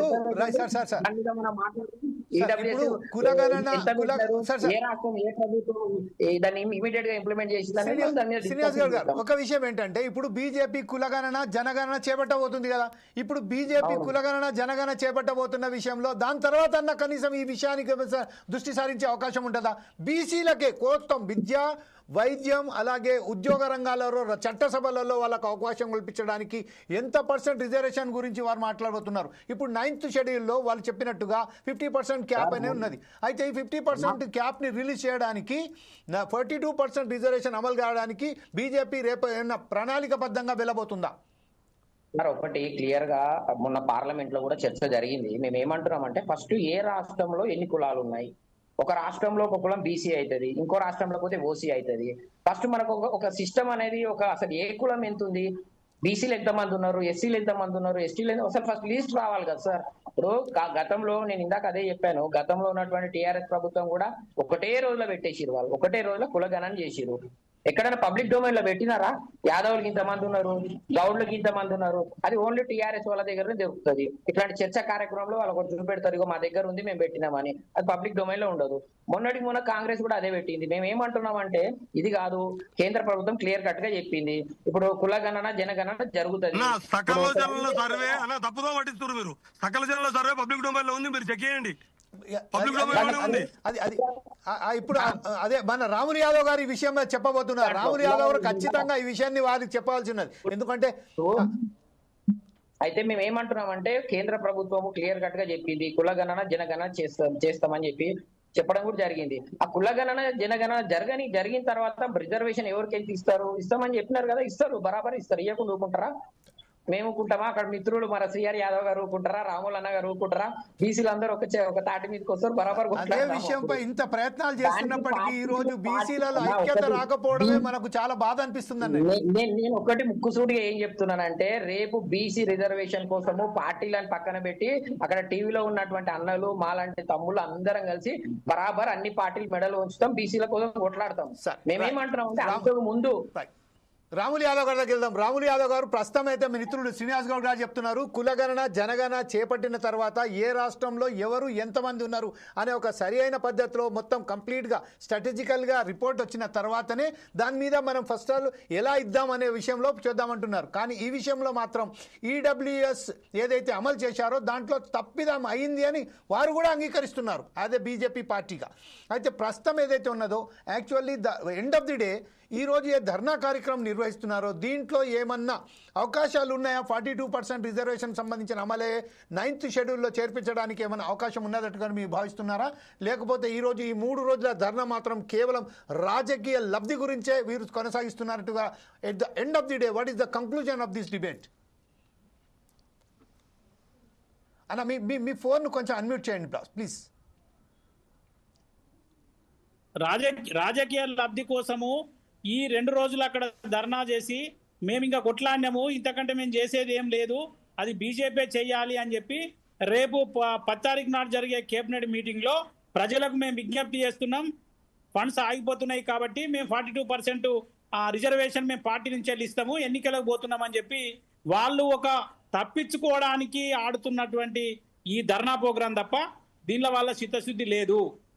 రేపు 10 తారీఖు నాడు క్యాబినెట్లో ఏం చెప్తారంటే, ప్రజలకు మేము విజ్ఞప్తి చేస్తున్నాం, లోకల్ అడ్మినిస్ట్రేషన్ ఇబ్బంది అవుతుందని మీరు అంటారు కదా, కాబట్టి మేము పార్టీ నుంచి వెళ్ళి 42% ఇస్తామని చెప్పి అప్పీల్ చేసి వాళ్ళు 15 ఆగస్టు తర్వాత ఎన్నికల షెడ్యూల్ ఇచ్చేసి ఎన్నికలకు పోవాలనేది కాంగ్రెస్ పార్టీ ఉద్దేశం. వాళ్ళకు కొట్లాడే ఉద్దేశం లేదు, ఇంతకుముందు సీఆర్ అన్న చెప్పినట్టు వాళ్ళకు అవి ఇచ్చే ఉద్దేశం లేదు, కొట్లాడే ఉద్దేశం. వాళ్ళిద్దరు ఒకటే, వాళ్ళిద్దరు రాష్ట్రంలో అయినా దేశంలో అయినా వాళ్ళిద్దరి ఆలోచన విధానం ఒక్కటే, వారిద్దరు కవల పిల్లలే. ఏదో మీరు కొట్లాడినట్టు చేస్తారు, కింద ఉన్నటువంటి ప్రజలను. ఇప్పుడు శ్రీనివాస్ గారు ఒప్పుకోకపోయినా తెలంగాణ సమాజమే కాదు, భారతదేశంలో ఉన్న ప్రతి ఒక్కరు, అగ్రవర్ణాల్లో ఉన్న పేదలు కూడా ఈడబ్ల్యూఎస్ చట్టం రాంగ్ అని చెప్తా ఉన్నారు. మీరు ఎవరన్నా అడగండి, దానిలో ఎవరైతున్నారు మళ్ళా ఆర్థికంగా ఉన్న వాళ్ళే ఆ ఈడబ్ల్యూఎస్ ఏదైతే దాని ఫలితాలు దాని యొక్క అవకాశాన్ని వాడుకుంటారు తప్ప అందులో లేని వాళ్ళకి ఎవరికి ఈ అంశం వస్తలేదు. ఎక్కడుండాలి? అందులో వాళ్ళ దగ్గర ఏ సర్వే లేదు. ఈడబ్ల్యూఎస్ కూడా పాపం అందులో పేదవాళ్ళందరూ కూడా ఇలా చాలా బాధపడతా ఉన్నారు. ఈడబ్ల్యూఎస్ తోడు మాకేం లాభం వచ్చిందా, మా దాంట్లో ఉన్న ముండ కొడుకులే మళ్ళా ఉన్నోళ్లే వాళ్ళు తీసుకుంటున్నారు అనే ఒక ఏది అంటే, నేను గ్రామీణ భాషలో మాట్లాడినా అంటే వాళ్ళు మాట్లాడే భాషను మాట్లాడినా, నేను మాట్లాడాలని నాకేదో వాళ్ళ కోపం కాదు, కానీ ఆ విధంగా గ్రామాలలో మాట్లాడుతాండ్రు. ఏది ఉన్నత వర్గాలకు సంబంధించిన ఓసీలో ఉన్న పేదలకు కూడా ఈడబ్ల్యూఎస్ ఫలితాలు అందలేవు.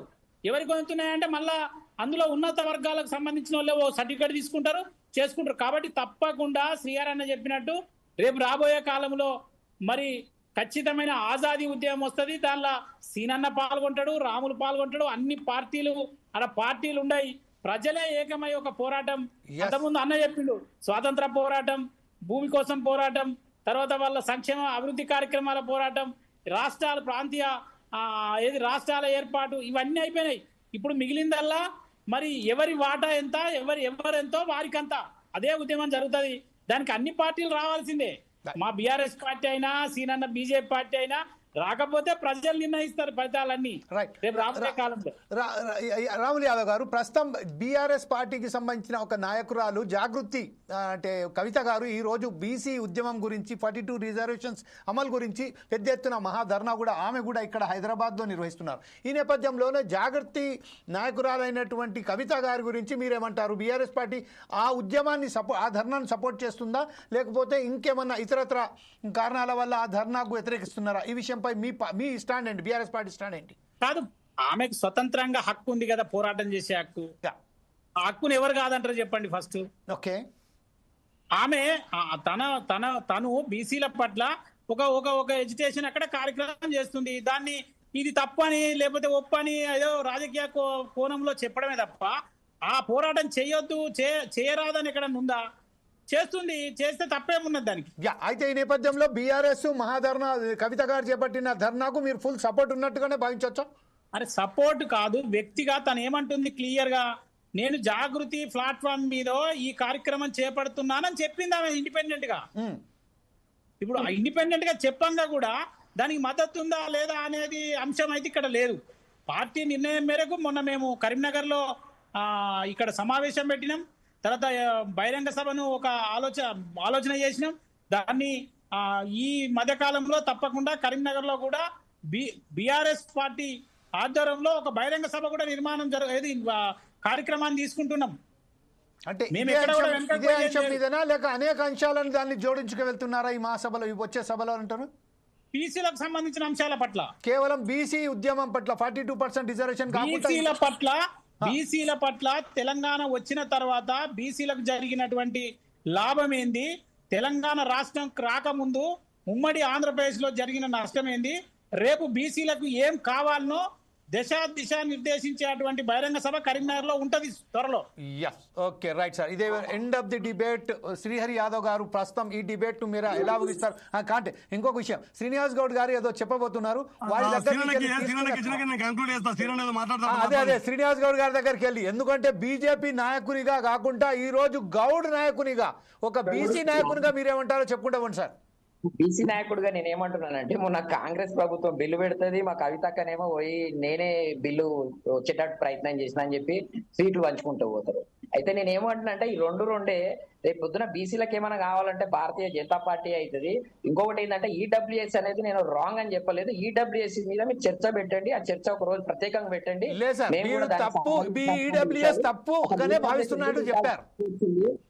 సార్ ఈడబ్ల్యూఎస్ ఒక తప్పే అని చెప్పారు. Okay, right. ఈడబ్ల్యూఎస్ కోసం ప్రత్యేకంగా చర్చ పెట్టండి, ఖచ్చితంగా అది పెడదాం సార్, అది పెడదాం. అది ఆ విషయంలో ఈ రోజు మీకు మాకు చెప్పినందుకు చాలా ధన్యవాదాలు. డెఫినెట్ గా ఈడబ్ల్యూఎస్ మీద ఇదే ప్యానెల్ తో కాకుండా ఇంకా వేరే వాళ్ళని కూడా, ఇంటెలెక్చువల్స్ కూడా తీసుకొని దీంట్లో ఒక చర్చ పెడదాం ఈడబ్ల్యూఎస్ మీద.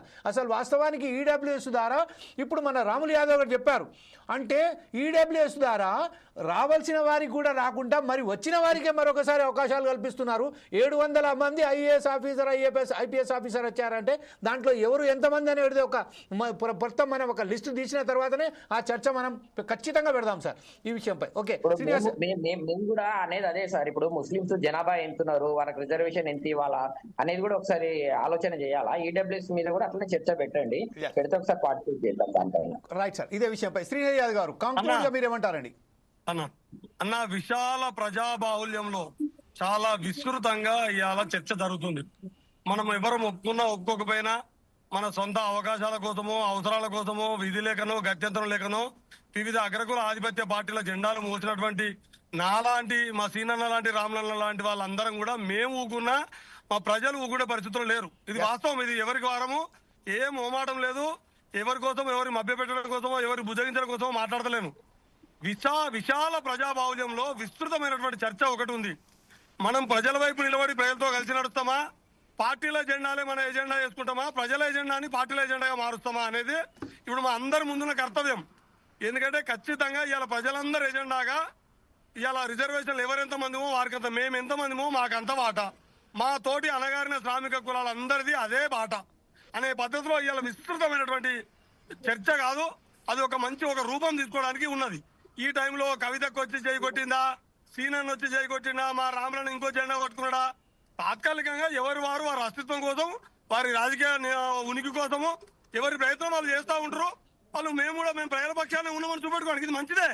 దానివల్ల ప్రజలలో ప్రతి మూలకు, ప్రతి కోణానికి, ప్రతి చివరి వరకు, ప్రతి గ్రామీణ ప్రాంతాలకి, ప్రతి పల్లెకు, గూడెంకు, తండాకు, ప్రతి చెంచుపేట లాగా వెళ్తుంది.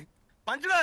ఎవరికి వారు మేము ప్రజల వైపే ఉన్నాం, మేము బీసీల వైపే ఉన్నాం అని చెప్పుకోవడం కోసము ఎవరు వచ్చినా ఆహ్వానిస్తాం. బ్రాహ్మణులు వచ్చినా, వెలమలు వచ్చినా, కమ్మలు వచ్చినా, ఎవరు వచ్చినా ఆహ్వానిస్తాం. అది ఆహ్వానించాల్సిన ఏదైనా ఇలా తెలంగాణ రాష్ట్రం ఏర్పడాలంటే తెలంగాణలోకి ఇలా జై తెలంగాణ అంటే కాదు కదా, మొత్తం భారతదేశంలో పార్లమెంట్ లో మెజార్టీ పార్లమెంట్ సభ్యులు ఆమోదిస్తే కదా వచ్చింది. అట్లే సమాజంలో బీసీ రిజర్వేషన్ అంటే బీసీలు మాత్రమే కొట్లాడితే రాదు. బీసీలకు అండగా ఎస్టీలు ఉండాలి, ఎస్టీలు ఉండాలి, అగ్రకుల పేదలు ఉండాలి, నిజమైన ప్రజాస్వామికవాదులు ఉండాలి, మానవీయత కలిగినటువంటి ప్రజాస్వామికవాదులందరూ కూడా ఎవరెంత మందో వారికి ఎంత వాటా దక్కాలనేటటువంటి ఉంటేనే ఇది సాధ్యమవుతుంది. అట్లా అమలవుతాయి. కాబట్టి అందరూ ఎవరు కవిత చేసినా ఇంకోరు ఎవరు చేసినా ఆహ్వానిస్తాం. ఖచ్చితంగా రావాల్సిందే. అంటే ఇది ఒక కంపల్సన్ అన్న, ఒక కంపల్సన్ క్రియేట్ అయింది అలా సమాజంలో. తెలుగు సమాజము, తెలంగాణ సమాజము ఇండియాకు ప్రతి సందర్భంలో, ప్రతి ఉద్యమంలో మార్గదర్శి. ఇవాళ బీసీలకు సంబంధించి వాటా కోసం కూడా తెలంగాణనే ముందట పడుతుంది, మొత్తం భారతదేశానికి మార్గం చూపెడుతుంది. ఈ మా వేదికలో ఉన్న మిత్రులందరూ కూడా జమీల్ భాయ్, ఇవాళ వీళ్ళు ఒక ఆయన కాషాయం జెండా, ఒక ఆయన గులాబీ జెండా, ఒక ఆయన పచ్చ జెండా, ఒక ఆయన నీలి జెండా, ఒక ఆయన ఎర్ర జెండా, ఒక ఆయన 3 రంగుల జెండా పట్టుకున్న అందరూ పార్టీల అతీతంగా, పార్టీల జెండాలకు అతీతంగా ప్రజలే జెండాగా, ప్రజలే గొంతుగా మారి బీసీలు ఎప్పుడైతే ఐక్యంగా పోరాడతారో ఈరోజు మేమెంత మాకెంత అనే విధంగా విద్యలోనూ, వైద్యంలోనూ, ఉద్యోగంలోనూ, రాజకీయకు సంబంధించిన ఈ చట్టసభలలోనూ, ప్రత్యేకంగా ప్రతి విషయంలోనూ వారి తగినంత వాటా రావాలని కోరుతూ ఫోర్సైజ్ టీవీ నిర్వహిస్తున్న ఈ కార్యక్రమంలో కాంగ్రెస్ పోరుబాట అనేదైతే ఈరోజు డిబేట్ నిర్వహించిందో ఇందులో పాల్పంచుకున్నందుకు రాములు యాదవ్ గారికి, అలాగే శ్రీహరి యాదవ్ గారికి, అలాగే చతురుపల్లి శ్రీనివాస్ గౌడ్ గారికి, అలాగే పివి మాధవరాజు గారికి, అలాగే టెక్నికల్ ప్రాబ్లంలో వచ్చి మరి వెళ్ళిపోయినందుకు రామచందర్ గౌడ్ గారికి ప్రత్యేక ధన్యవాదాలు చెప్తూ రేపు మరొక కార్యక్రమంతో మీ ముందుకు వస్తాం. అప్పుడు దాకా చూస్తూనే ఉండండి ఫోర్సైజ్ టీవీ.